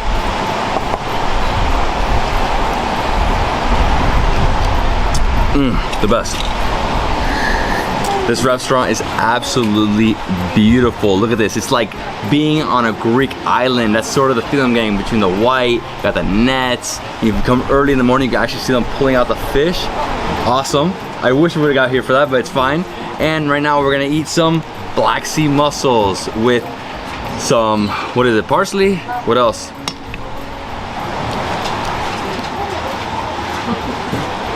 Oh my gosh. I can eat 1,000 of these. So we have a little thing here, little can. Pull them out and eat, right? Oh, creamy. Wow. What did they put in here? Just oil, right? And as you get deeper, you have the sauce, right? At the very bottom. It's like a creamy, oily parsley sauce. My boy James here is like, David, here's your hands. Oh, so good. I can easily go through this entire bowl. There's like 3 dozen here. Easily like 50 in here, huh?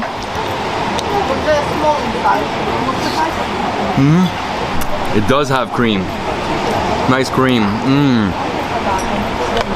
Oh wow, last time I had mussels this good was in Albania.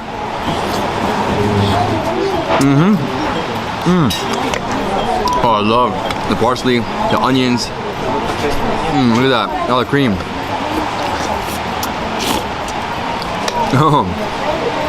So they have an extensive seafood menu. All the fish comes from right here, including the mussels.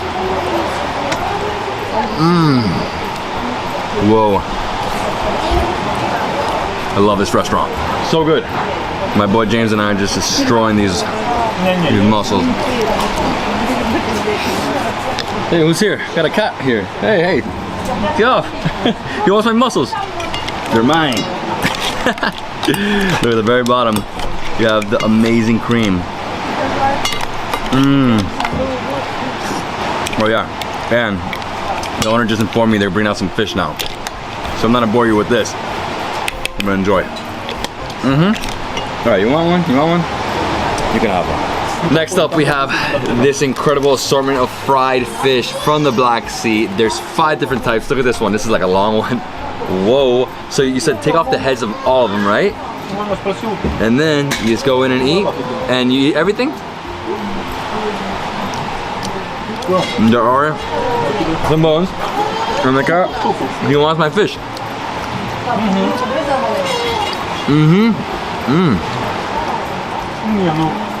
Oh, so different. I've never seen this one. It's like a super long, right? What is this one? Sargan. Wow. Nice and crunchy. Lots of white meat. Hey, go down.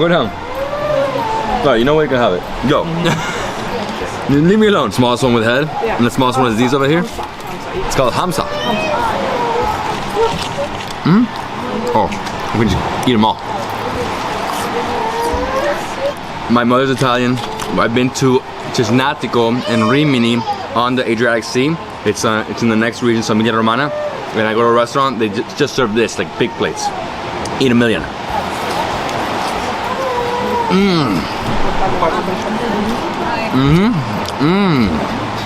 Oh yeah.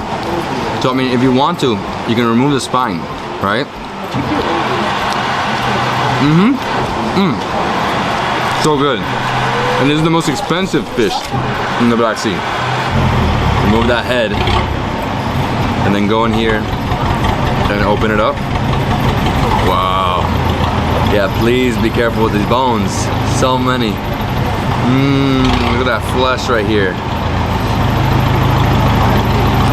Oh, so I'm gonna go in here, take it apart, take off all this nice white meat. Oh, Stabrita.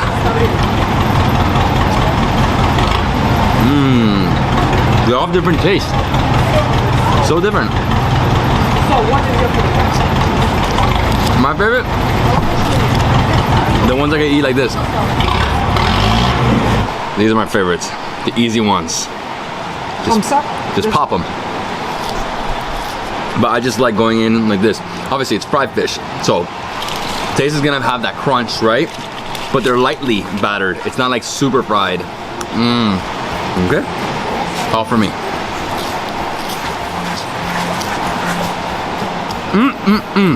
One more. I'm taking this home. All the dogs here eat fish like cats. That's what she was saying. They like rip it apart. My friends, thank you. Thank you. And that's it, my friends. Seaman and Chernomorka. Incredible 2-hour drive, roughly a 2-hour drive from Odessa down here on the Black Sea coast, headed towards the Danube Delta. You have to visit both these spots. So unique. I've never been to a goat farm like that. I mean, walking around, feeding the goats, seeing their greenhouses, then eating cheese. What else do we eat? Oh, it had like that panna cotta. Oh man, everything was so fantastic. Then we drove out here, which literally was like a 5-minute drive down the road to the Black Sea. Went inside this beautiful restaurant. Feels like I'm in Greece out here. Oh, the food was fantastic. Oysters, mussels, and fish. Most of that, well, the only thing that wasn't from the Black Sea was the oysters. That comes from France and Ireland. The rest of it, they got it, you know, from right there, farm to table. And we actually just saw the fishermen go out there to get more fish, but unfortunately, with time constraints right now, it's 5:10, so we got a 2-hour drive home, so we're done.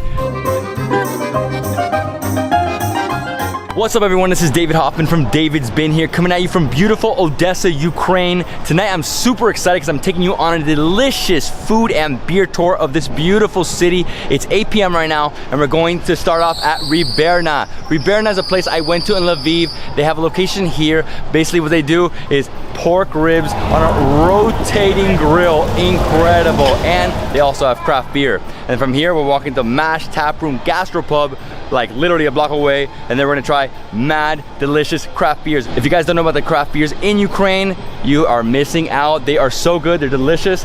Let's walk into Ryberna. Let's go eat.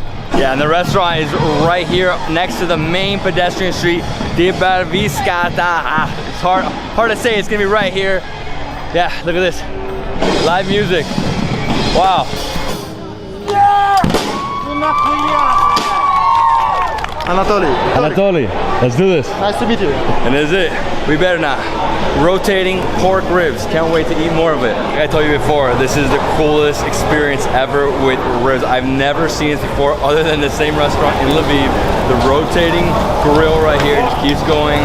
They keep flipping the ribs, and that's what everybody's eating here. They have this, they have a few other things. You know, have vegetables, they have salads, they have burgers, and they also have amazing sauces. So there's 2 different sauces right here. I think that's barbecue sauce and honey mustard. I'm like 100% sure. The restaurant's big, big, big. And they also have a lot of craft beer. Wow, look at those ribs, so good. Oh, these are the roasted red peppers. Over here, what else do they got? That burger looks so good. It's endless food here. So think of this more like a Ukraine barbecue with craft beer. We're talking about craft beer tonight, right? Ukraine craft beer. So they have bottles and they have draft. Here they have Lviv craft beer, dark ale, IPA, Blanc. Natasha. I think I'm gonna go with a dark. Dark? What do you think? What do you think? What's your favorite? Zanik. For me, dude? Yeah. Awesome. So this is Zanik. Zanik. And so what's this? It's craft, light craft. Okay. Yeah, so this is like a pale ale. This is not an IPA. Yeah. It's delicious. I love it. You look like a gangster, man. I love your hair. Your hair? You like biking? Yeah, I'm biking. Oh man. The best thing about this place is there's no cutlery. They just draw right here and you use your hands, right? Yeah. That's it. Ribs. One portion for you, yeah? Yeah, one portion. Sauce, what for you? Sweet or? Let's go with sweet. Sweet? Okay. Why not? Amazing. And the grill's right there. Oh, what a great spot. It's so cool. This for you? Oh yeah, I remember this. So we're eating ribs. Maybe they'll bring me something else, but I really like the ribs. The ribs are so good, they're delicious. They're so tender, oh, smoky, grill right there. And today I'm alone, completely alone. The sauce for you? I just take it off right here. Oh. Taste for you? So good. That's how you do it right. They come, they chop it up with the axe. If you want, you can buy it. It's like 150 bucks. Oh, so tasty. Sweet. This is how we do it here at Riberna.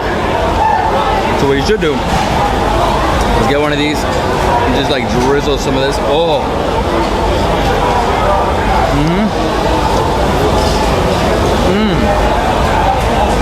It's like a sweet and sour barbecue. Oh my god. And they literally falling off my hands. They're small. They're not like beef ribs. Beef ribs are like huge. For me, they're both delicious. The best part about any animal, well, besides the organs, is the ribs. Any meat touches bone, it's sweeter. Oh, this piece is divot.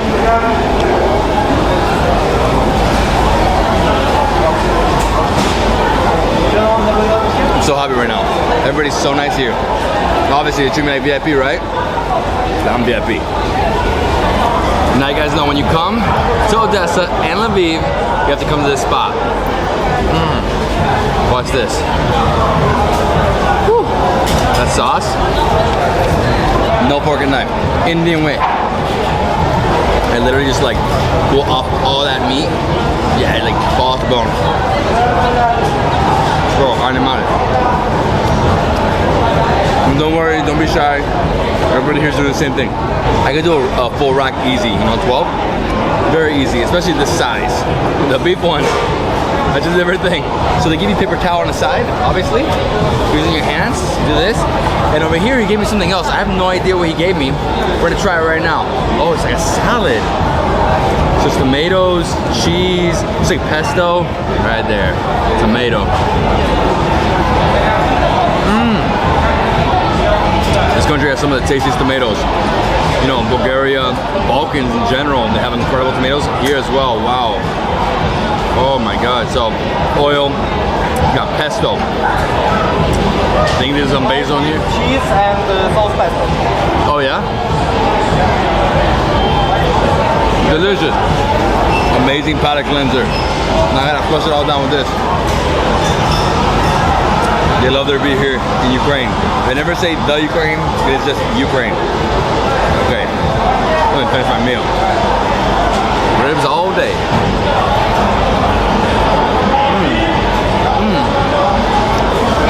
So please let me know in the comments, what's your favorite ribs? Pork ribs, beef ribs, lamb? Lamb is out there for me too. I just love lamb. This is potatoes with grill, with bacon and eggs. What's your name again? Igor. Igor. Yeah. Last time I was like on a food tour, so I didn't go crazy with all the food. This time I'm going to one spot to eat, the next spot to drink. So I'm going all out. So he said potato on the grill with bacon and egg, and I eat this with my hands and like tomato sauce. Just like dip this.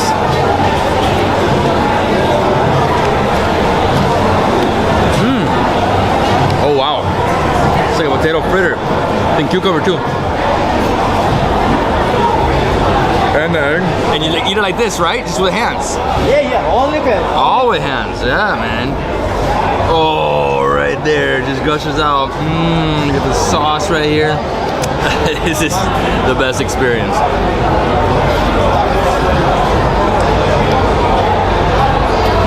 Oh my god. Tonight I feel like a king, straight up. And this is the best way to eat, you know? Like, I got used to it because of India.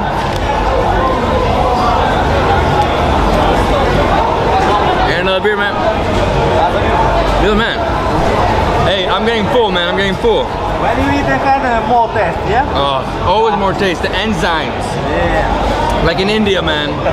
Like dump it on top. Mix it up in here. Oh yeah.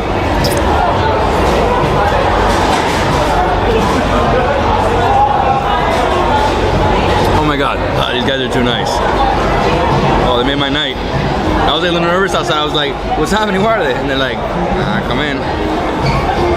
Oh, potatoes, cucumber, tomato sauce, and the egg. Let's try this dark beer.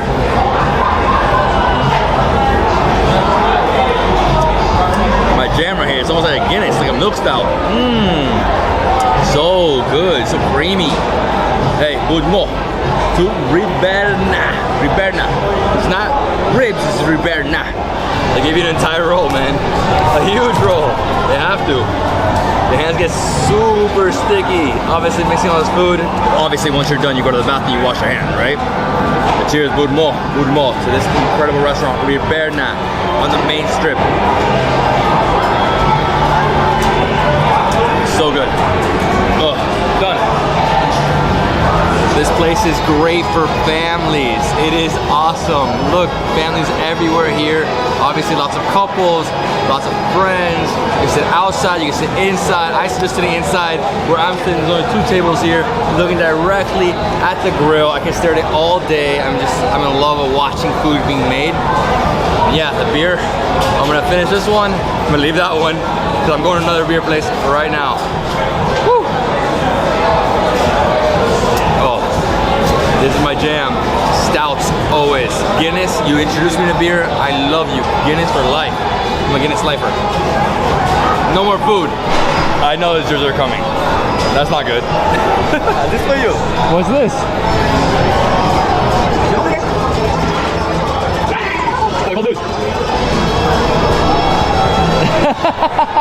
Somebody else has to win, dude. It's for you. Oh. All right, dessert. So basically just chocolate ice cream. That's not chocolate ice cream. That's like chocolate mousse. Whoa. So good, but you guys know I'm not a sweet guy. Sweet guy. I'm just like a little overdone right now. Really full. Maybe a little more. What's happening? I'm done. I'm gonna finish this, relax for a little bit, and go to the next place. That for you. This guy's the man. Again, thank you so much. Thank you. I'll see you soon, okay? We're exiting in a secret way. Let's go to master room. Yeah. We got a VIP escort here. Yeah. This guy's awesome. And this is it, Mash Tap Room. Let's go inside. Andre. Hello, I'm Andre. This is a Mash Tap Room. That's a really cool craft beer pub. We have 12 taps, more than 100 different bottles and cans. So I really would like to see you here in the next couple of months. Cheers, guys. All right, guys, so we're gonna see what we try. Maybe something on draft. Yeah. What do you have? You have anything dark? You want to try it with something dark? Oh yeah, man, I like dark. What is this? It's a chocolate stout. Basically, it's milk stout with the addition of chocolate. It's a Kiev local brewery, a really nice brewery from Kiev. They do really nice IPAs and stouts. I think it's one of the best breweries in Kiev, so I hope you will enjoy it. Is it chocolate stout? Man, it's like a brownie, a melted brownie right here. And it's light, right? Not too high in alcohol? It's like 7.5 ABV, okay. Something like that. So it's not too light. Good. I think half a pint is really cool to drink. Full pint is gonna be a bit difficult. Yeah. But still, it has a really nice body, lots of malty, caramelly, brownie flavors. Exactly. Really filling though. You drink 2 of these and you're like, ugh. So he has 9 Ukrainian beers on tap. He has 2 other ones that aren't from Ukraine, so international beers. And then he also has international beers in cans and bottles, right? Yeah. And some of the best. One of them from Estonia, you said.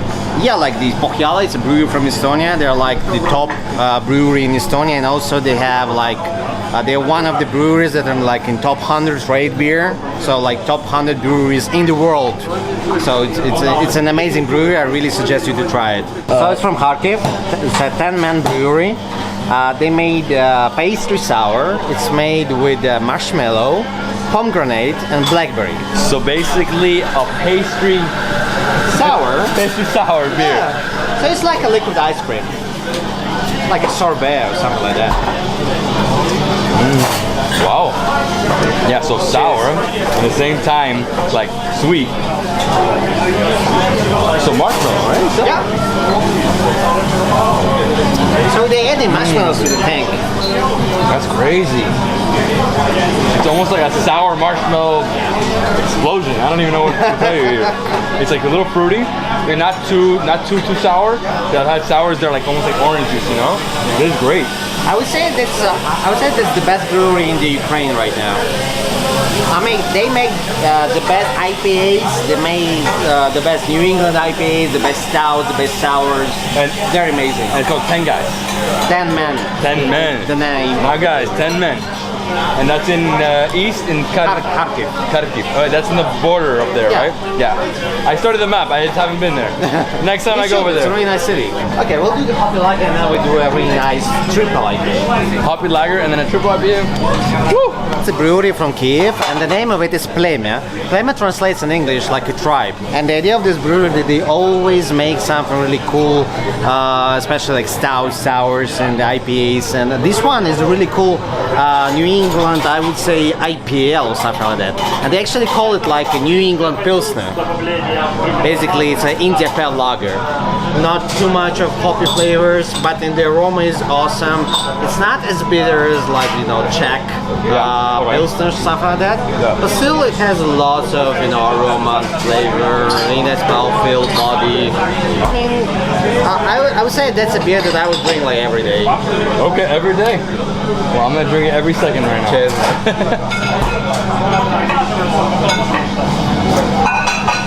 Whoa, different. Yeah, man. So I do feel like it's more like the Pilsner Urquell, you know, but with hops. Yeah, and the hops here are more flowerish, like tropical, and not really, you know, like grassy.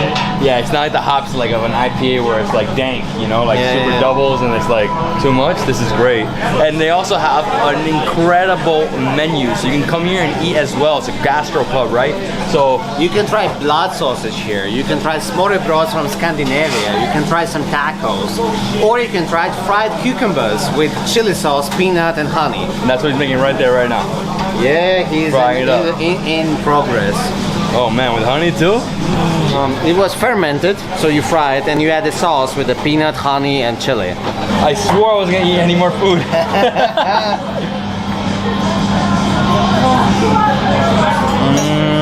Nice. Oh. You know that sauce? Like the sauce from Korea. Basically, that's the idea. The idea of this sauce was a mixture of different cultures. So it's sweet and sour and hot at the same time. I lost a piece. You know, it doesn't really matter.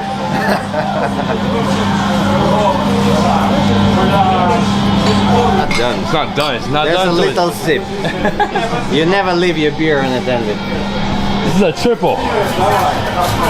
That's a triple IPA. Most people don't know about triples. That's basically the Imperial IPA. No?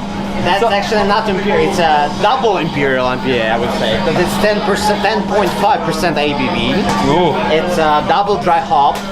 It's really hazy, nice, lots of hoppy flavors, lots of tropical, grassy, jointy, you know, flavors. Danky. Danky. Nastrovi, budmo. Let's go. That's actually our own import. That's a Swedish brewery, Stigberget, from, I guess, Göteborg, yeah, from Sweden. Gothenburg, yeah. Okay. Those guys, they do really cool American-style hazy IPAs. I love them. This is like probably one of the best IPAs I've ever had. That's actually the first New England IPA, like American-style New England IPA that I've tried in my life. It was like 5 years ago. It's too good. I mean, the Swedes are doing it better than the Americans. What's up with that? It's more of a sessionable. And look at the head, just amazing. I mean, it's so I would say like oily, but it just gives you a really nice mouthfeel. Just, you know, overwhelms you totally. This is the beer connoisseur right here. What do they call that? Cicerone. Cicerone! Hey, with more. Having a blast in the kitchen here.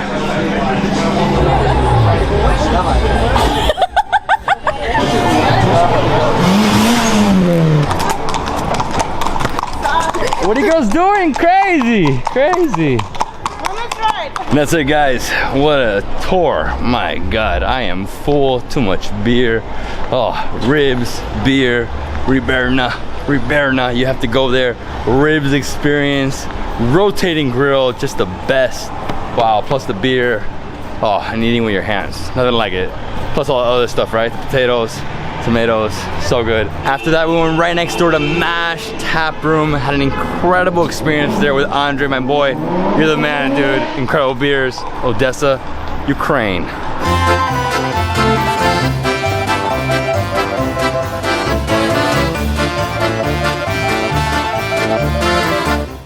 Good morning, everyone. This is David Hoffman from Davidsbeenhere, coming at you from beautiful Odessa, Ukraine. Today I'm super excited. I'm taking you to explore the Privos market, the oldest and biggest market in the city, dating back to 1827.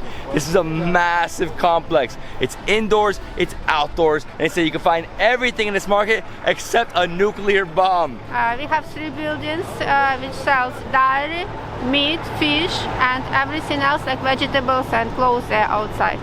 Basically a flea market, produce market, everything's inside. Let's go. Mask on. So we just walked through one of the covered parts of the markets. Then right at the end, you exit and then it becomes an open air outdoor market.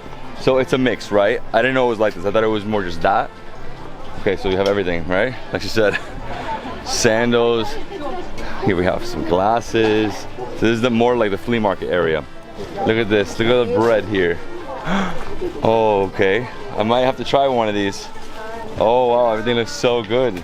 So we have like some, I don't even know what this is, almost like baklava, right? Hello, we got like a donut here.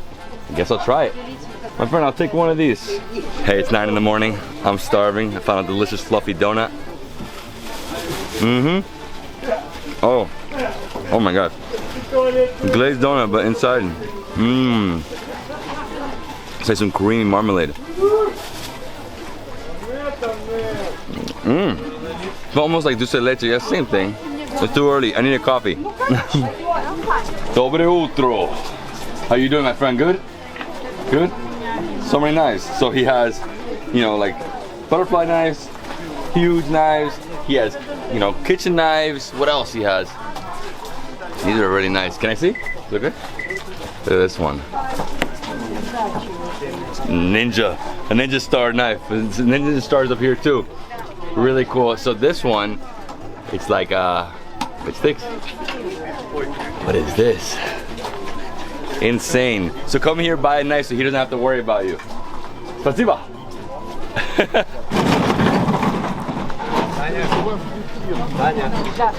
Я 100 у тебя вчера взял. Добрый. She's so funny. She has chicken, she has all different organs, chicken thighs, chicken legs. Everything is chicken. Chicken и у нас индюк. Индюк. Еще индюк. Hey, спасибо. Thank you. It's a meat building where you buy meat. So it's basically butchers. Yeah. Wow, look at this. Oh yes, what do we got? We got just pork, beef, lamb. Wow, how many vendors? Incredible. And it's really full today. Whoa, look at the big carcass over here. Wow, look at this. Huge. It's a big piece of meat right here.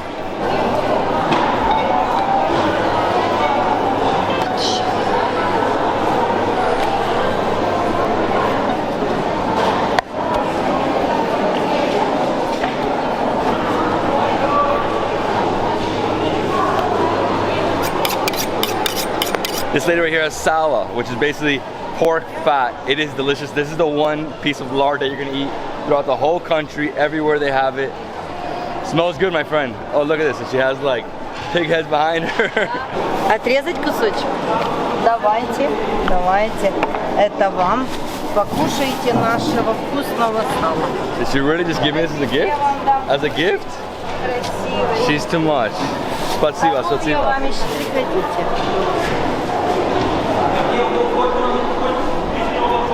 Okay guys, so we left the butcher area and we're here at the cheese and, right, so it's all cheese, dairy, salami. So here they have a pastry. I've never seen one like this. I mean, it looks almost like an empanada, like a big like pie, a meat pie. And next to we have cottage cheese, infinite cottage cheese. Hello. My friend, you're so nice. Miami. Miami? У меня есть родичи в Майами. She has a relative in Miami? No way. She's letting me try some of the cottage cheese. Oh my gosh. Mmm. Super. It's goat, right? Goat cheese? Is this cow? I mean, the flavor is so different. Mmm. Fantastic. Умею на иврите. Вау. No, too much, too much. Это я вам. Oh my gosh. It's called virtuta. Inside there is a filling. So like I said, it looks like just a massive empanada, a little different. I'm going to really try this right now. So have a bite. Mmm. Cabbage. Mm-hmm. Oh, super. Huge pastel. Not pastel. This is more a pie. Mm-hmm. Mmm. Oh wow, so tasty. Oh, I love the cabbage. Breakfast of the champions. I love this market already. So good. Spasiba. Bye bye. So here in this side of the market, like I said, it's all cheese, all salamis, you know, meat and cheeses and pastries like this. And really, the best comparison I got is probably like Cuban pastel. Usually they're filled with different meats. You know, sometimes they have guava and cheese. This one's just straight cabbage. Mm-hmm. It's filling. Super. Mm. Wow. So tasty. Mmm. The super nice lady, her sister next to her is like, hey, you have to come over here, you have to see this. I have a YouTube channel too, so she has a YouTube channel. This is her right here. You're awesome. She also makes some buns besides cheese, some buns with powdered sugar. Also, this is like, what is it? Can I try? Cheesecake. Наш украинский. Украинский. Good. Mmm, with raisins. Mmm. Wow, it's like dense. Mmm, no, it's incredible cheesecake. It's probably one of my favorite cheesecakes ever. Oh. Na zdrowie. So on that side there's cheese, on this side there's cakes. This lady's super nice. She's been to Miami. So many different cakes. There's like tiramisu. That's like cheesecake as well. Cheesecake. This one is good. What? This is a Kiev cake. Kiev cake. It's fruta suti cake. I've never eaten this much this fast. Mmm. Oh, so it's like a fruit cake. Okay. Oh, nice like cookie crust, right? Mmm, the cream and the fruit. It's too early for this. She's way too much. She's like, you have to try more cakes. This one's like a tiramisu. Mmm. So natural. This one I'll finish. Mmm. Fluffy. Creamy. Oh, spasiba. Oh. Look at this. Just like in Armenia, they have lavash. Well, almost the same thing, right? So super long, like paper thin lavash. Incredible bread. They also have cheese over here. So you got cakes, you have cheeses. Look at these, like string cheese, different flavored cheeses. Spicy, no? Picante? Picante? Da? Paprika. Oh, so good. The cheese for me, the string cheese. Can I see? This is incredible. I love this. My daughters eat this like non-stop. All right, I'm trying a cheese. It's a super dense cheese. No idea what that is, but I'm actually getting into a food coma right now. It's too early. I'm tired. My last day. That was incredible. With dill, right? Dill. Oh, super dense. Lots of flavor. Everything's super fresh. Spasiba. This is like an incredibly dense string cheese. It's like a smoky. It's smoked. Oh wow. It's dense, chewy, with the smoky flavor. This lady's like, try more, try more. Oh, that one's better. That one's not smoky. Just delicious string cheese, very thick and round. I'm getting pop, pop, pop. The cheese section is infinite, easy, like 200 vendors there. Next up we have sausages. Look at this. It's like 20 kinds. Wow. Oh, and this one has paprika, so this is pork, right? With paprika on top. Hello, hello. I guess I'm chasing some sausages. What is this one? Pork. So this is beef, but she said it's very spicy. It almost looks like basturma or pasturma. Same thing. Oh, this girl's going all out. Look. This is like a canilas. Horse. It's the best one. Oh, spasiba. Very good. But the best is the horse one. Super dense. It's like smoky and like gamey. Salad with garlic.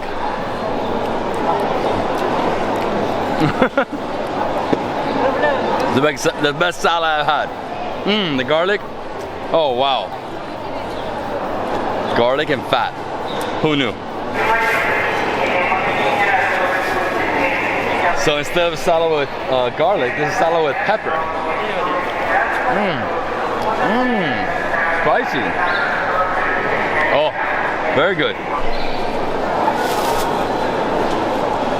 And then I need to slow down with the salad. Pork, lard, non-stop.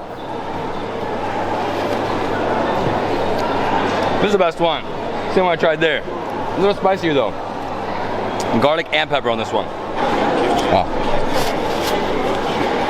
This one's salad and beef pressed together and then smoked. Almost like bacon. My mouth keeps salivating every time I see something new. But the salty level, I need water like right now. Spasiba. More horse meat. So good. I never get that gamey texture ever in my life. This is just like pastrami, right? I'm gonna have a tiny bit. Just ham, right? I'm okay. No more. Spasiba. Huh?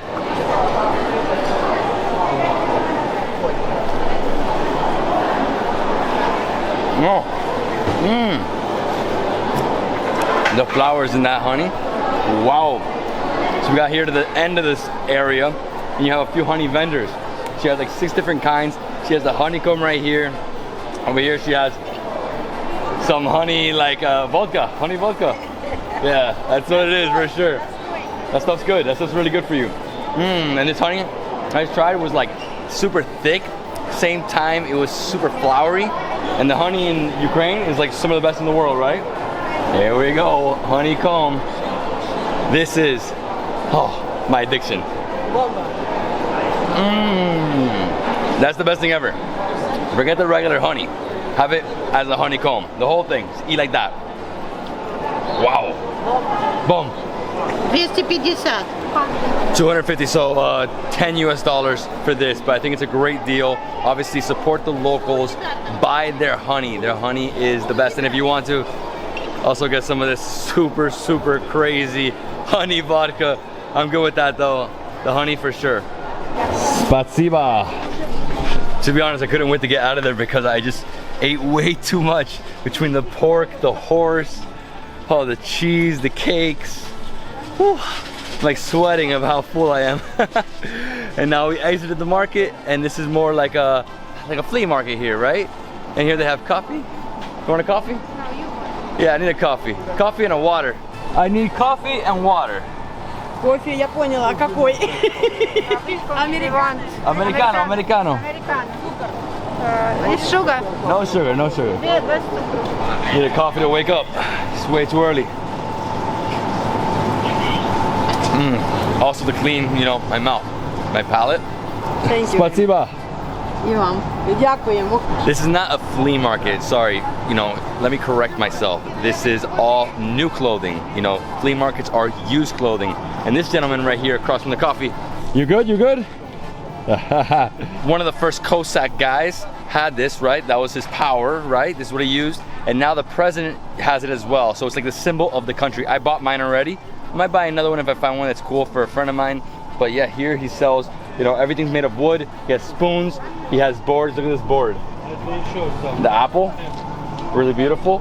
He also has embroidery, so this is like more like table runners. He has the hat. This is Odessa, right? Because you guys are port. Oh, it doesn't fit my head, it's too small. Wow, I love your stuff here. So if you want to, you can come buy some boards, buy some, you know, other wood carvings, and then embroidery. Oh, and these hats? You go to sauna, like Finnish bath, where it's very hot, and you put it on your head. Spasiba. Chakoyo. Chakoyo. People come, support him, buy some stuff. Oh, this is awesome. Massage. This is for the massage. Yeah. This is great. Thank you, Spasiba. This guy's selling spices, and the way it works is you come here, you tell him what you like, he mixes it all up, he grinds it, then he keeps mixing, you take it home. Oh, the smell here. It smells like Morocco right here. Next to the spices, we have a vendor selling buckwheat, rice, basically different grains, right? That's all they have here, and they also have more kitchen stuff.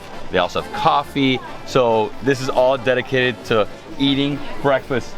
Basically, this is breakfast vendor. Hey, how you doing, my man? Hey, hello. Dobro, dobro.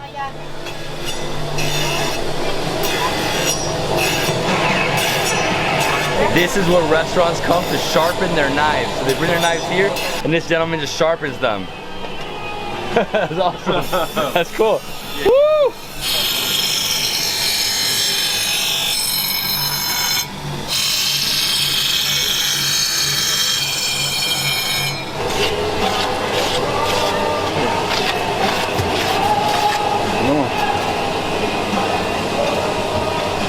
Oh man, that knife is sharp. Oh my god, don't let it hit my foot.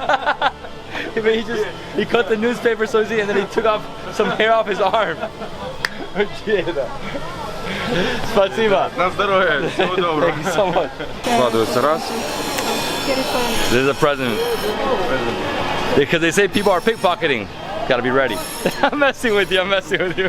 As soon as you get to where the knives were, this is the vegetable market. So it's open air, huge market area. And over here, this is like, they say Georgian, I remember this in Armenia. It's like, almost like candy, right? I know.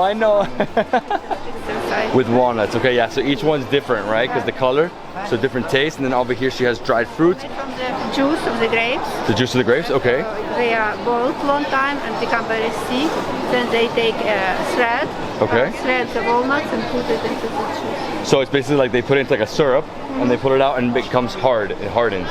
Walnuts, dried fruits, dates, these are my favorites, these are the best. This no sugar. No sugar? Yeah, this more naked. The vendor here is super nice, she's like try whatever you want. So I'm gonna try dried apricot, my favorite.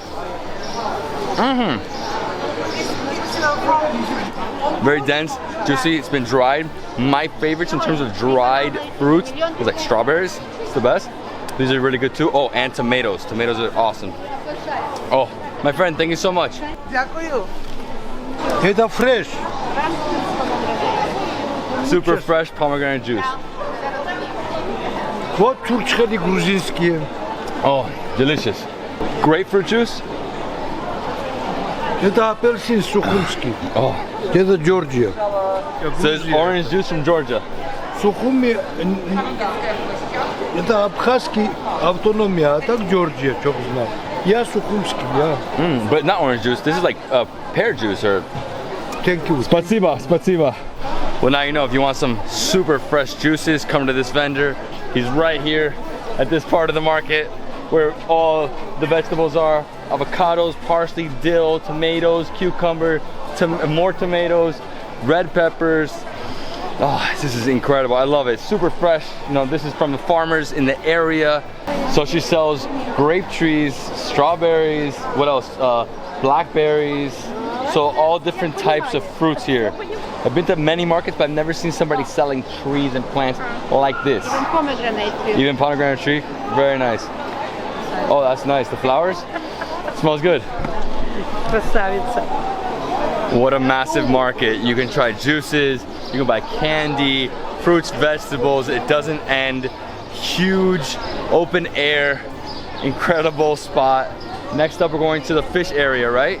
This is probably the biggest market I've ever been to. I mean, besides the one I just went to in Kumasi, that's like a huge African market. This is just like the biggest European market I've ever seen. I mean, just incredibly huge.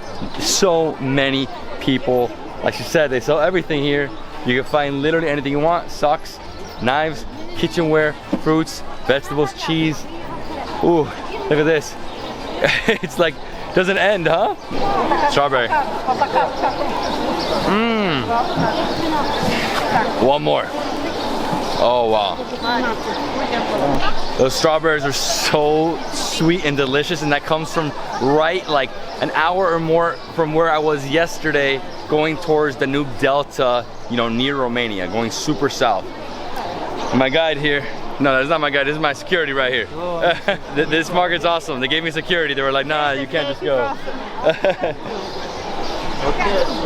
So what are we trying here? Kvass. And what's kvass? Kvass. Kvass. It's a drink made from bread, from rye bread. It's non-alcoholic. You can drink it healthy. So I'm gonna try kvass, right?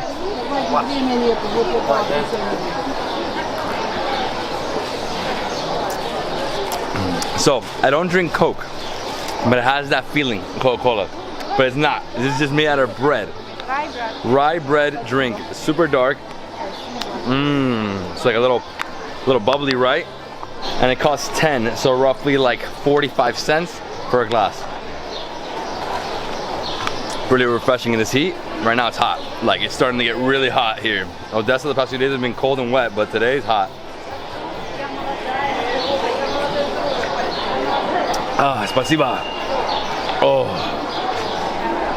Okay, so we finally made our way through that entire area of the market, and we're gonna walk through this small alley to the fish market.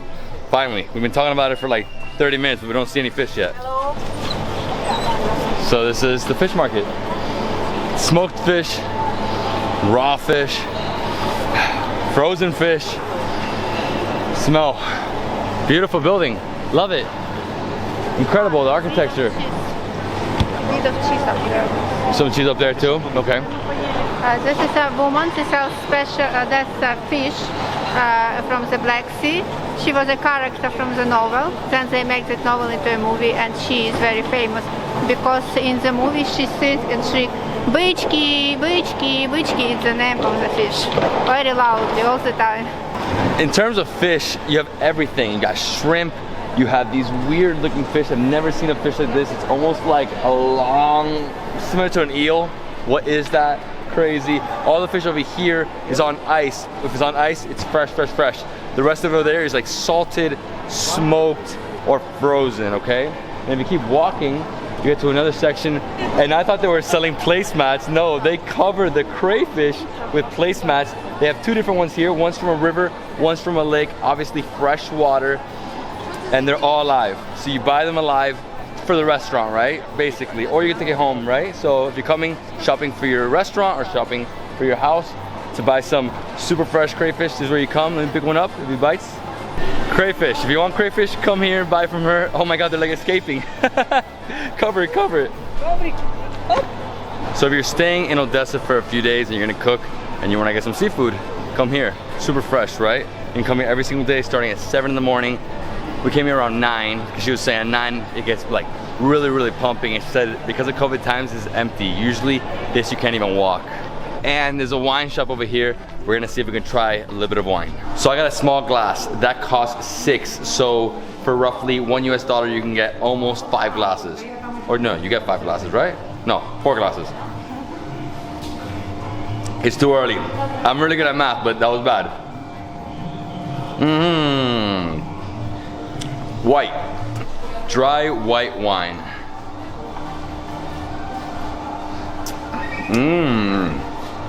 Wow.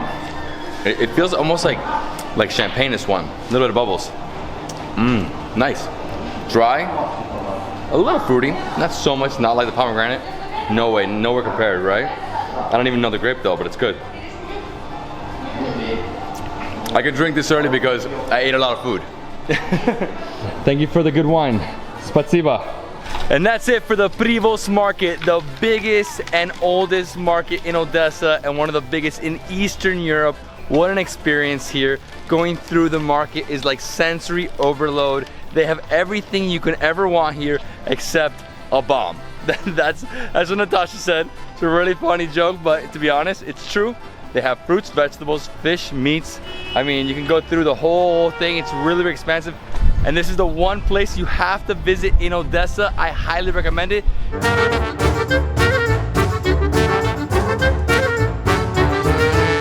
Good afternoon, everyone. This is David Hoffman from Davidsbeenhere, coming at you from Marynivka, Ukraine, a small village about a 45-minute drive north of Odessa. Today what I'm going to do is I'm going to show you a Cossack village. If you guys don't know what Cossacks are, these were like cowboys in the 1750s. They were fending off the Ottomans and the Poles from their land.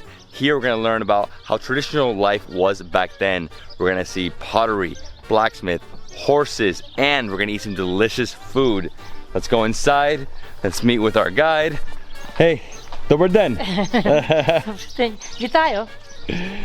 Natasha. Yes. So what's the plan? We are going to see inside how people lived. Then we are going to try different things doing by themselves, and then we are trying local food. And she lives here, and this house is over 130 years old. Yeah, this was made so you can bow, right? And this is a museum. So half of it's a museum. She still lives here as well.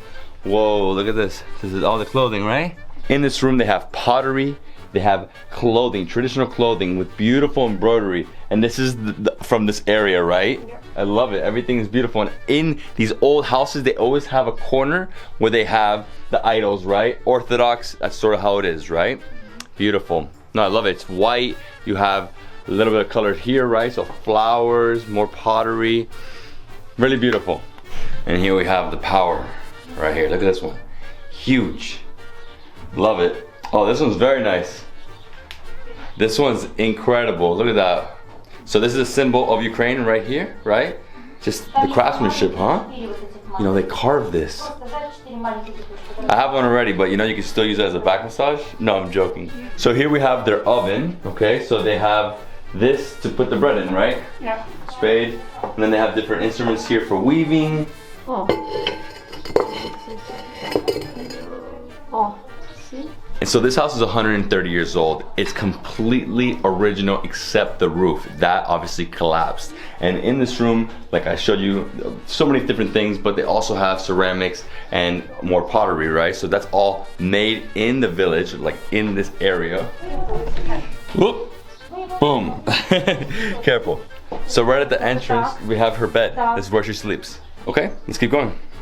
When she came here 5 years ago, it was empty. Just these 3 walnut trees and all the gardens, she planted it herself. The flag of Ukraine. Slava Ukraine. Slava. So it looks like a huge barrel full of water. So what type of water is this? Touch it. Oh, it's like ice cold water. So this is like basically sort of for the sauna, right? Yeah, kind of. Outdoor shower.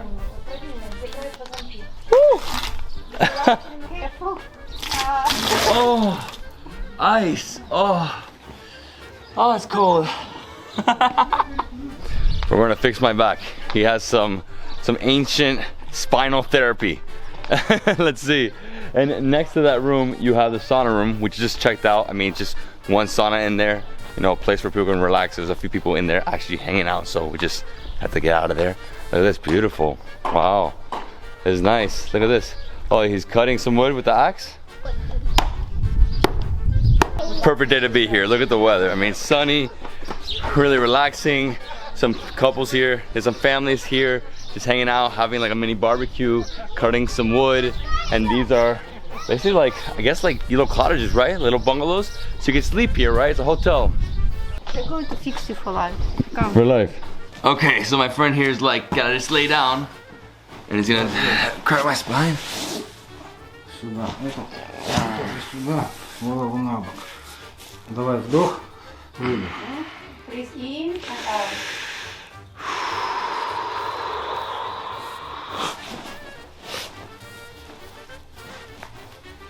Oh.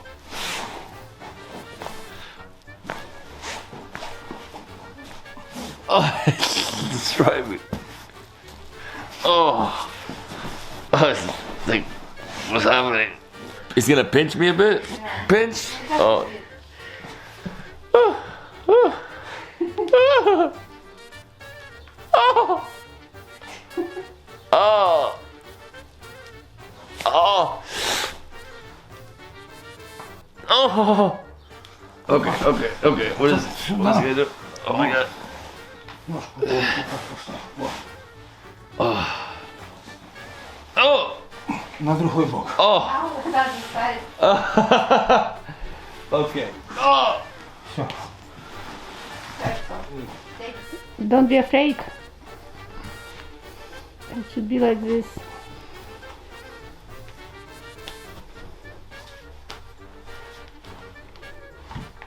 Oh.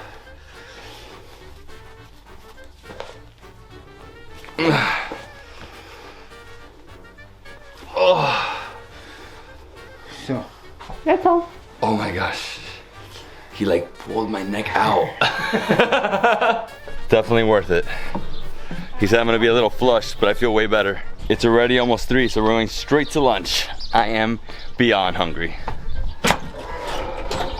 I love this place. Look at this. Incredible, beautiful, nice. It's like a wooden dining room. The whole thing is made of these massive pieces of wood. It's like logs, right? This place is great. And it's super cool in here. Outside, it's hot. In here, it's cool. And I don't even see air conditioning. So this is just like, you know, circulation from the breeze coming through. And this is our traditional Ukrainian meal here. Borscht, always the best. Over here we have potatoes, cucumber, tomato salad, and I'm pretty sure this is a potato fritter with egg, right? I've had so many potato fritters on this trip and it reminds me of it. But yeah, so chicken cutlet, great. It's chicken cutlet, and we also have uzvar. So uzvar, made from fruit. Oh yeah, definitely cherries. So we're obviously gonna start off with the first thing you have to, which is the borscht. And we also have a sauce here. It's sour cream always, right? But it reminds me of mayo. Look at this. Let it all just drizzle in. Mix it. And so this borscht soup, cabbage, onions, and is it pork and beef or just beef? Bell peppers as well.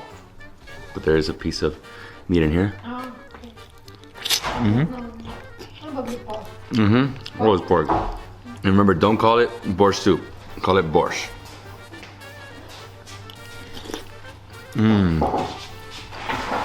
Oh yeah, creamy. This one's a little more soupy. Some of them are more stewy, you know, bigger chunks. This one has more like liquidy, right? And this is a pork rib. And here we have my favorite bread of all time, the rye bread. So good. Here in the East, you're gonna eat this every day. Eastern Europe.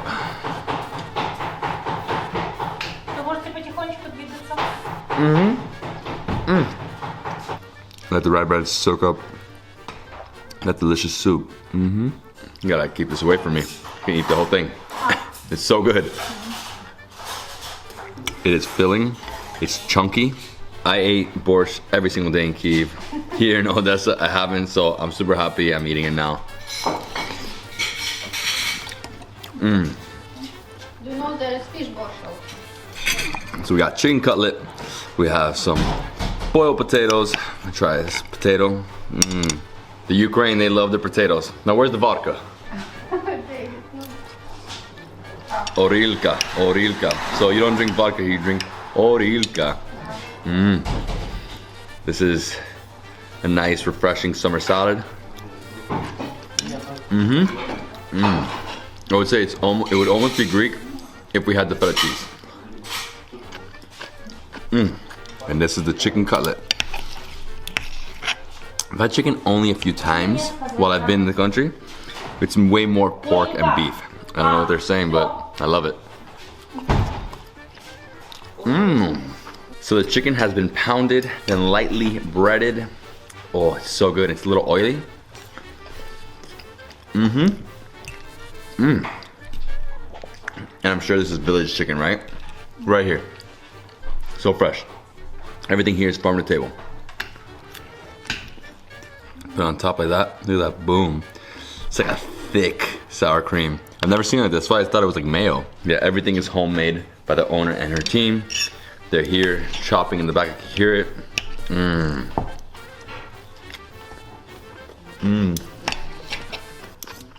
The cucumbers are so good. They're so fresh. To be honest, I'm like awake. Like after getting that spine cracked and the neck stretched. Slava Ukraine. Slava. Oh whoa, the chair's like popping out of here.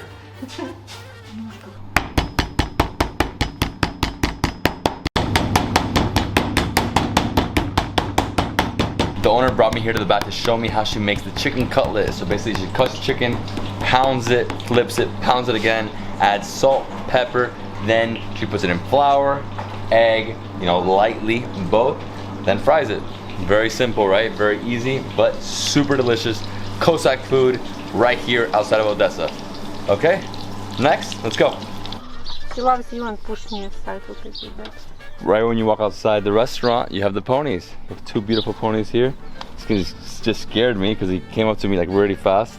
I think he's hungry, right?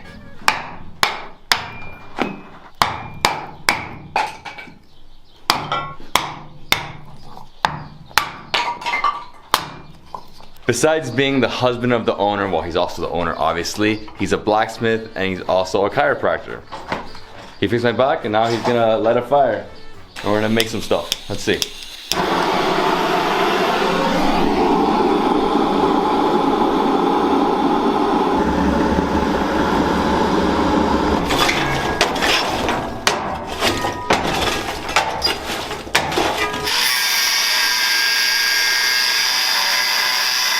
He's gonna heat up that brass long, like a stick. Oh my gosh, this is insane.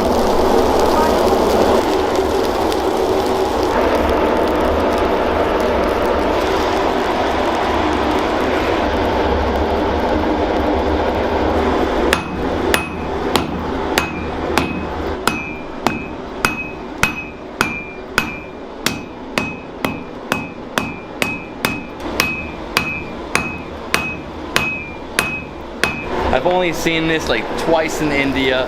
I also saw it in Kyiv when we went to another Cossack village, but I've never, any other time in my life, seen blacksmith, you know, make beautiful works of art.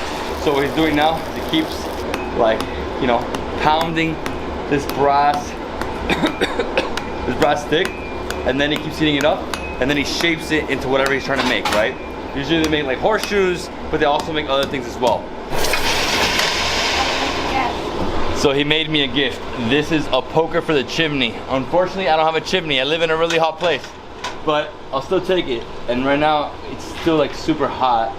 I'm letting it cool down a little bit. So you just gotta leave it in water, right? So this is his bunny's house. It's like a pit. You just go down there, you leave the bunny. For winter. For winter, okay, okay. Yeah, yeah. And the bunny's right here. And this is where he keeps some of his bunnies. I mean, they're massive. I haven't seen like this before. I'd say 10, 15 kilo. Big, big. And this is the room where they store the hay during winter. We're gonna go upstairs. Whew, sun. Oh, more hay. And the second level of this barn is completely covered in hay. Stacks and stacks of hay. Look at this, so many. So obviously this is used to feed animals, but also from the barn, you get epic views over the area. So over here we have the village, here we have another village, the estuary, and the day cannot be better. Look at that, beautiful. It's already 4 p.m. Look at this. So I thought it was just a beehive. It's an entire house for bees. Well, I gotta be really careful. Yeah, be really careful. Yeah. My daughter actually got bit by a bee the other day. We were really scared. I'm gonna walk away from this. I don't like to be around the bees, especially if I don't have a whole entire suit covering myself. So you can actually go and sleep on top of where the bees are. Yeah, you sleep on top of them. So he's telling me to lay down on top of the beehive. Relax. Oh. Lay down and talk about what you see. And next up, we're gonna see how they make some pottery. I haven't seen this here yet. When I was in the Cossack village in Kiev, it was closed. But here she's gonna do it for me. She's needing this clay to remove all the air from it, because if there are any air inside, a plate or whatever you make will break when you are putting it into the fire. And it's special white clay for making dishes, pots and stuff like that.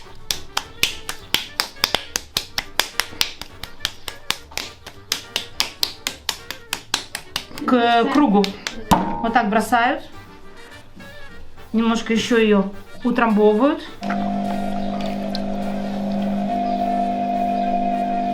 So from the look of it, it looks like she's making a small bowl, okay? Just like this one right here. And this is still very fresh. She did it today, still like drying.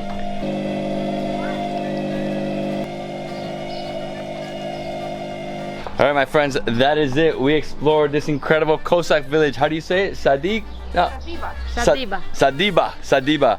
So we had a great experience, right? 45-minute drive from Odessa going north. You come here, you can have lunch, you can see how they make pottery, you can see the blacksmith, you can play with ponies, they have the bees, you can relax here.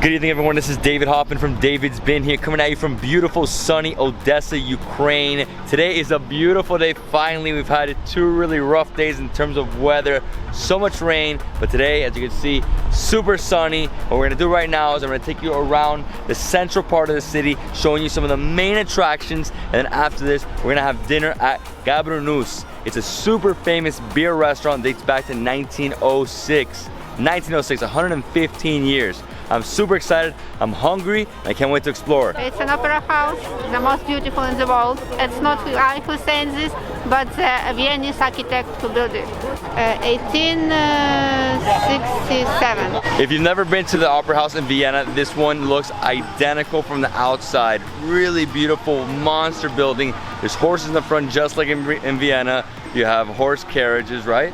And to the side, you have a huge fountain where everybody's gathering. Beautiful day, families are out, everybody's relaxing, chilling by the fountain. There's some people dancing over there. A lot of people on these like GoPeds, these are like the Ubers here. Everybody, you know, they have a card for that. You can just go around the city, and we're gonna walk down to the left and pass by another beautiful building and see right over there is the port, right? It's a town hall. On the top we have 2 figures, day and night, and the clock below, and the clock chimes every hour and half an hour, a very popular song about Odessa from a popular music movie.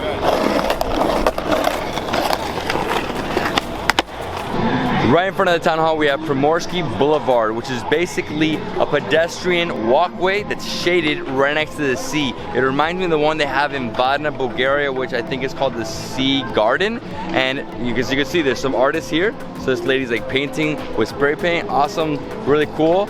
And over here, we have people dancing and singing over here.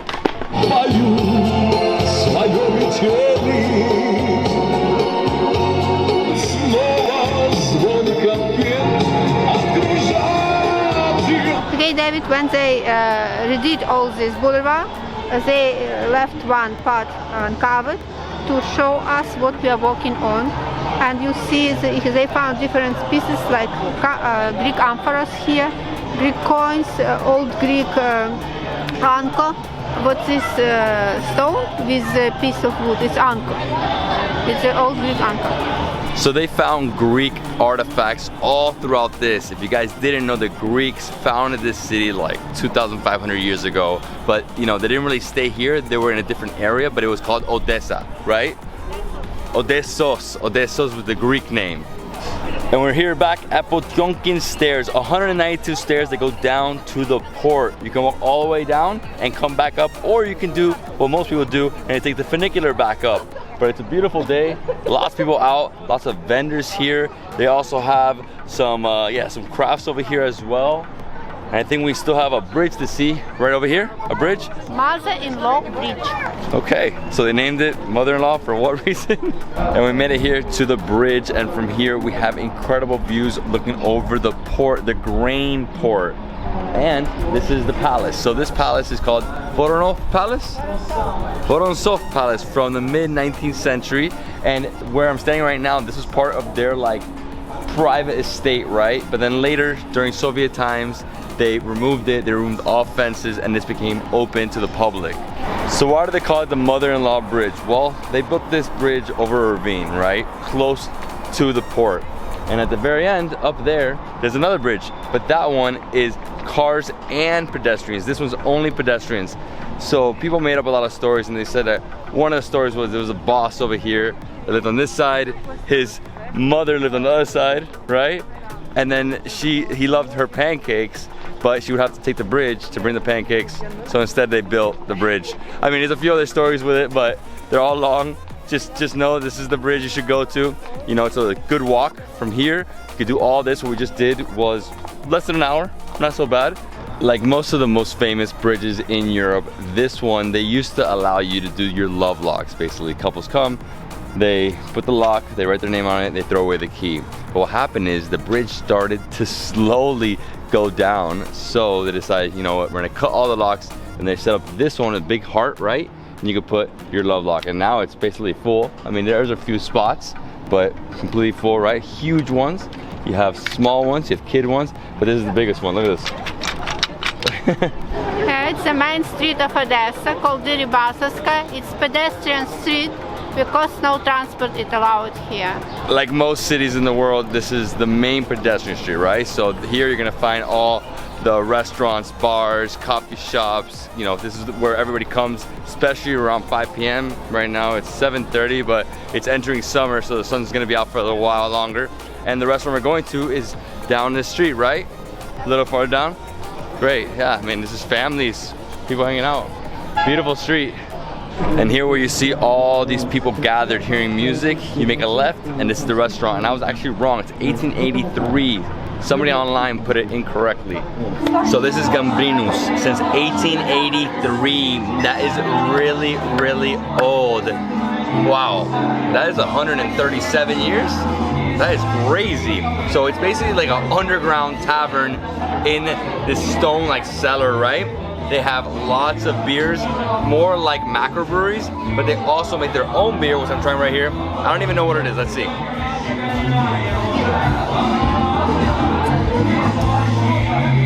Oh, and they also give you like croutons, right? It's a lager. It's a little malty though. Not just your ordinary lager. I love this place. So, live music, good food, good beer. Their menu's awesome. It's like a newspaper. This is how life used to be before the internet. We don't remember this anymore. And the live music, incredible. It's like Odessa music, right? Dark beer, so they have flights of beer, so you can get a set, right? You can buy the glass too if you want. You can buy this. It's $250, so $10 for the glass. Oh, they also have cognac, they have brandy, they have appetizers, but they have a lot of fish. Obviously they have meat, but if you're here, you gotta have fish. So I'm gonna get some fried fish. I don't know exactly what I'm gonna get. I usually never look at the menu, so you know that's what I'm gonna do this time. I'm not looking at the menu. Give it to them, send me whatever you want. And our first dish is Wow, two different fishes, right? This is from the Black Sea, both of them, they're fried. This one I had yesterday, incredible fish, very tasty. And this right here costs $2.50, so $10 for this. I think it's a good deal for a whole assortment of fish, fried though. And next to it we have tartar, right? Yeah. Barabulka. So what you do, you're supposed to like break off the head, right? And go in and grab everything. Take off the spine. So it's goatfish and gobies. I have no idea, my friends. Can't wait.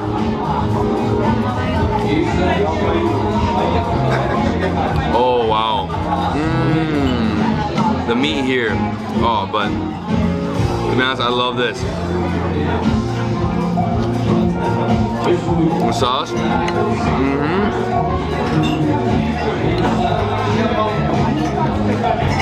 Oh, it's just being careful with this though, because look at all the bones. Just gotta pull out all the meat, separate it. Oh, it's a lot. It's so tasty. Oh, I love the outside. I'm gonna try the other one. So rip the head off, right? Dip.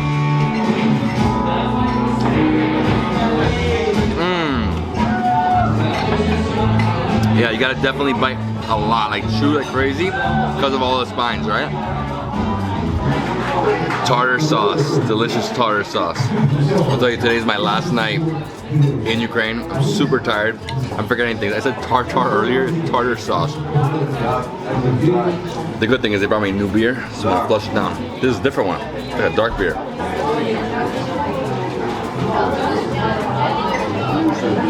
This is an amber. Nice. Amber is like almost like a red ale. I'm enjoying this. Love it. I can eat fish forever. Tartar sauce right after.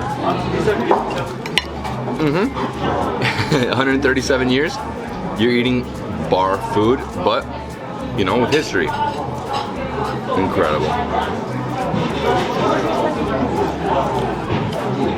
It's really good. This one's actually the tastiest, but it's the one with the most bones. Gobi. Just get in here and pull out flesh.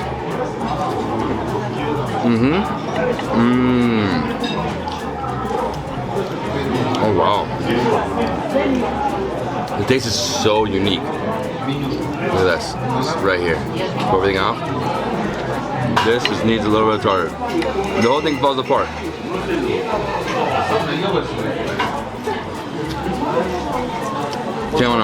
Okay, my friends, I don't even know what they brought me. They brought me a huge assortment here. So obviously, look at this. We got the pretzel. This is like very German. I'm good with this. Over here we have onion rings, French fries, chicken wings. What are these? Fish balls. And over here, ribs. And over here we have shumak, right? Fish smack. Vorschmack. So vorschmack is basically a fish pate, and you have incredible rye bread on the side. I'm actually overdoing it with all this food, but hey, one life, right?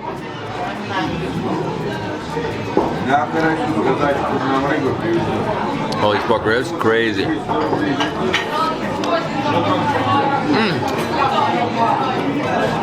It almost tastes like Chinese chicken wings. The sauce they use. Whoa.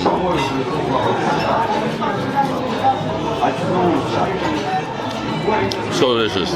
I'm gonna try one onion ring. You know what? I'm gonna add a sauce on top. Why not? Let's eat.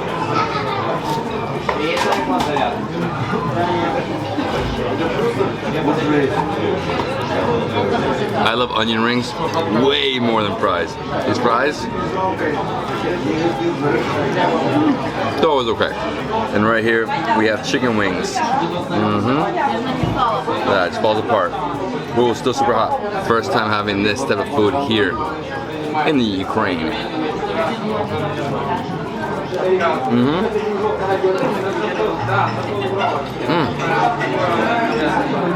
This is like for real bar food. And the fish balls, some of that tartar sauce every day. But look at this. Today I'm extremely tired. I said Chinese chicken wings? No. What am I saying?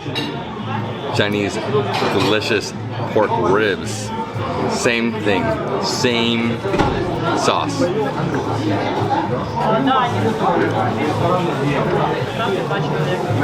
It's my last night, so I guess I'm expanding my stomach. These little fish balls, and keep them coming. Crunchy. Oh, with that, vorschmack. Now I'm getting it. So you just get a piece like this. Oh, and it has the bread on the bottom as well right now. I'm gonna do like a Viking.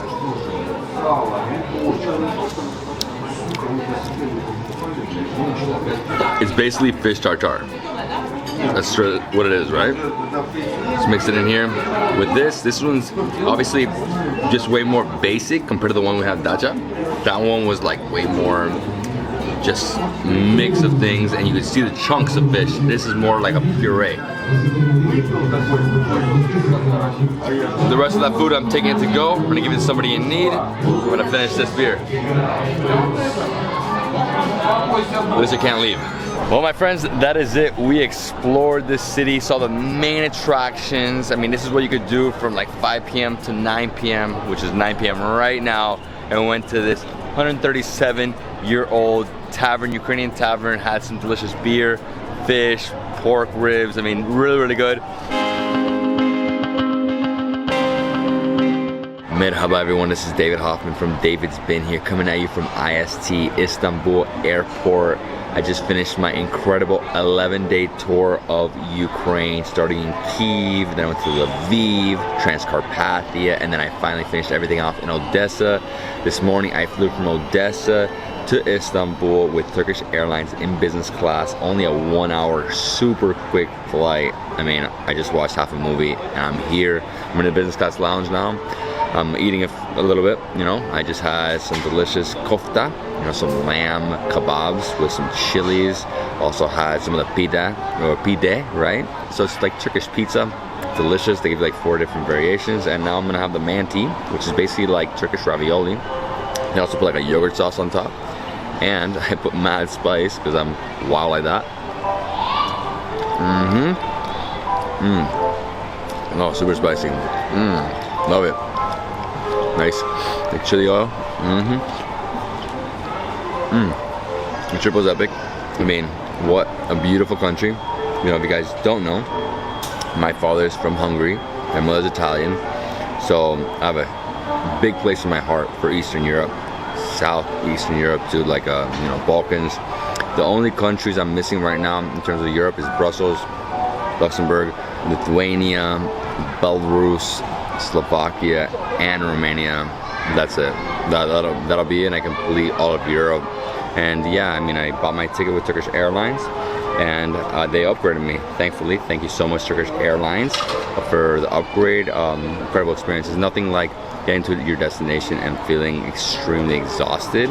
That's sort of how it's always been. I travel most of the time in economy, so to go in business class is the best. And with Turkish Airlines, it is absolutely incredible. I can't wait for this next flight, this long flight, like 12, 14 hours. I don't know exactly how long it is. Board in like 20 minutes, so I gotta hurry up. But yeah, it's like the best experience. So you get there, you slept, you ate, you watched movies, you relax, you know, and you have internet. If you want, you have internet. So that's great. And Turkish Airlines is one of the carriers that I travel with a lot. Just because going to Eastern Europe, going to certain places in the Balkans, for me this is the best way to travel. It's the fastest. Miami, Istanbul, that's like one of my go-tos. And I'm actually flying again with them to Georgia, and I'm flying again with them to Kyrgyzstan. Turkish ravioli. It's sweet and spicy. That's because I put chili like on top, like a lot of chili powder.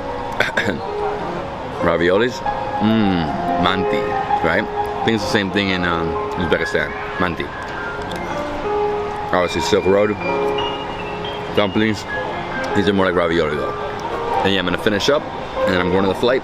Turkish Airlines from Istanbul to Miami. It's like a 12 to 14 hour flight. I don't know the exact time, but in business class, you don't feel it. You don't feel it at all. I gotta say, this lounge is bomb. Endless food. You have little stations with water and sodas and stuff. So if you want, you can just go up whenever you want and grab. And super delicious Turkish food. You know, when I go to a country, I only eat what locals eat, because if not, you weren't there. You have to eat like a local. Oh wow, that's good. All right, goodbye friends. I'm going to the flight now. We board in 10 minutes. Let's rock and roll.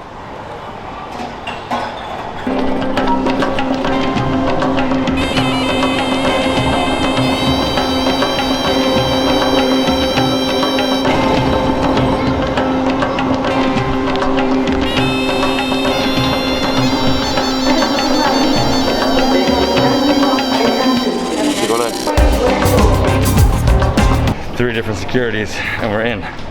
Finally. Let's get on this flight. You're gonna take photo? Yeah, merhaba. Merhaba, merhaba. Alright, let's do this. Everybody here is too funny, too friendly. The chef is like, come here, come here. And like, oh, okay, what's up, man? And yeah, this is it, this is business class. So this is a 787-900. Oh, I can't wait for this flight. It's gonna be a long one. I think it's like 13 hours, pretty sure on that. And yeah, the way the configuration is 1, 2, 1. I'm here in 6G, flat lay bed. You got a control right here. You have a little station here. You can charge batteries. You have a mirror. You know, if you guys didn't see my last video, same thing, right? I actually didn't have this seat when I flew from Miami here. I had this seat when I flew to Kyiv from Istanbul. Love it though. You stretch out, right? I'm gonna watch movies. Let's see what they got. The chef here is awesome. He comes, he's like, what do you want to drink? What do you want to eat? I'm like, for food? I don't know, maybe the grilled Turkish style meatballs. So you have a choice between 3 different entrees. The rest of it comes automatic. What else? A few different things, right? And then you can choose either swordfish, meatballs, or some pasta, right? So I'm going with that. And then for drinks, look at this drink menu. Crazy how big it is. Beautiful menu. I mean, to be honest, I might just get water. Don't really need this, or I can get like a nice raki aperitif, but raki Turkish style, a little different than the raki you find in Albania, Kosovo, and the Balkans, right? That's pretty good. Continue my movie. Let's enjoy this flight. Only half an hour in. Loving it so far. Here you go, sir. Enjoy your food.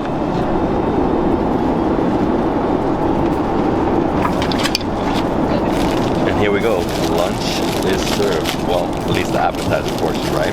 So they give you everything except the main entree that comes right when you're done with this, right? So right here I have like a fish assortment or seafood assortment. I have smoked salmon, I have shrimp, and a white fish.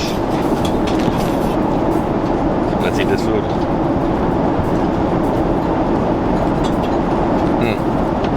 Smoked salmon. Oh, so good. Oh, I love it. This is like a shrimp cocktail right here. And I'm pretty sure this is cod.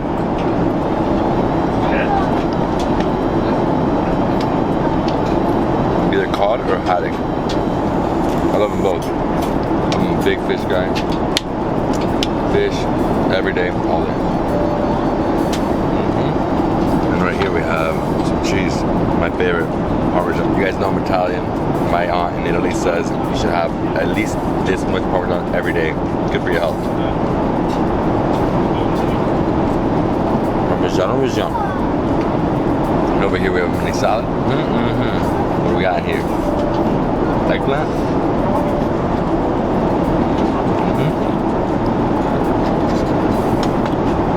They're trying everything. Oh, and they also brought me some multigrain bread.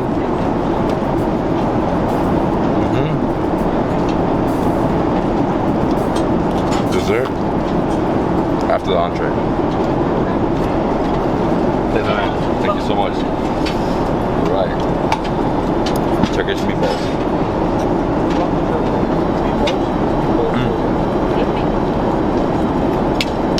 Kofta.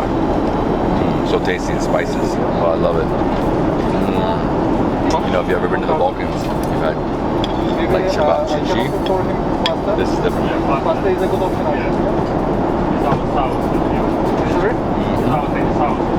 Yeah, so the taste obviously is similar, but different because the Ottomans were in the Balkans and they just brought all these incredible flavors. I mean, can't get better than this.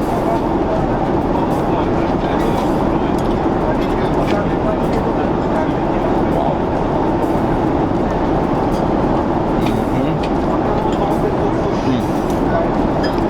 And for dessert we have, I don't even know what this is right now.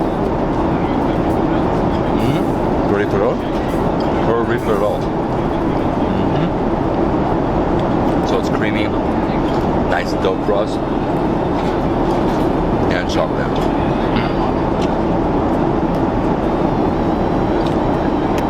We usually have these like at weddings, like little ones.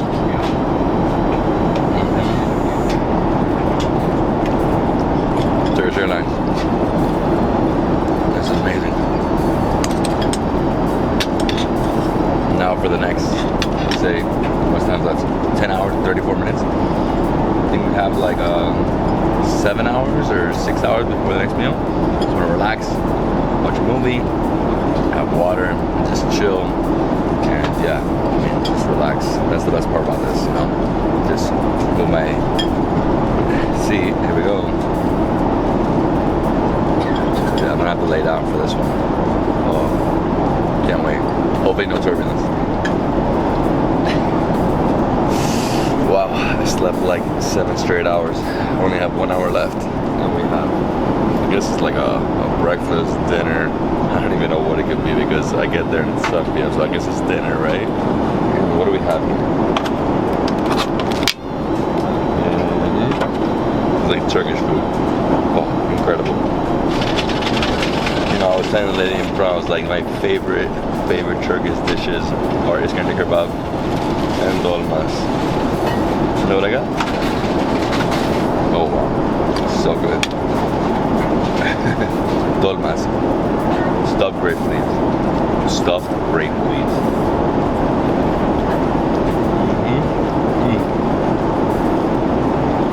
Yeah, it's more like buckwheat.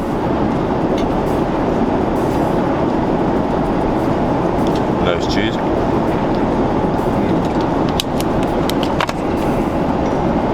So we got some beans here.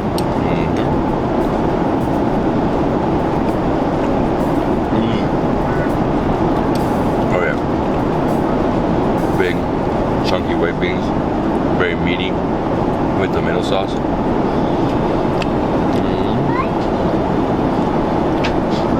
Love the food here. Love the staff. Staff is so friendly.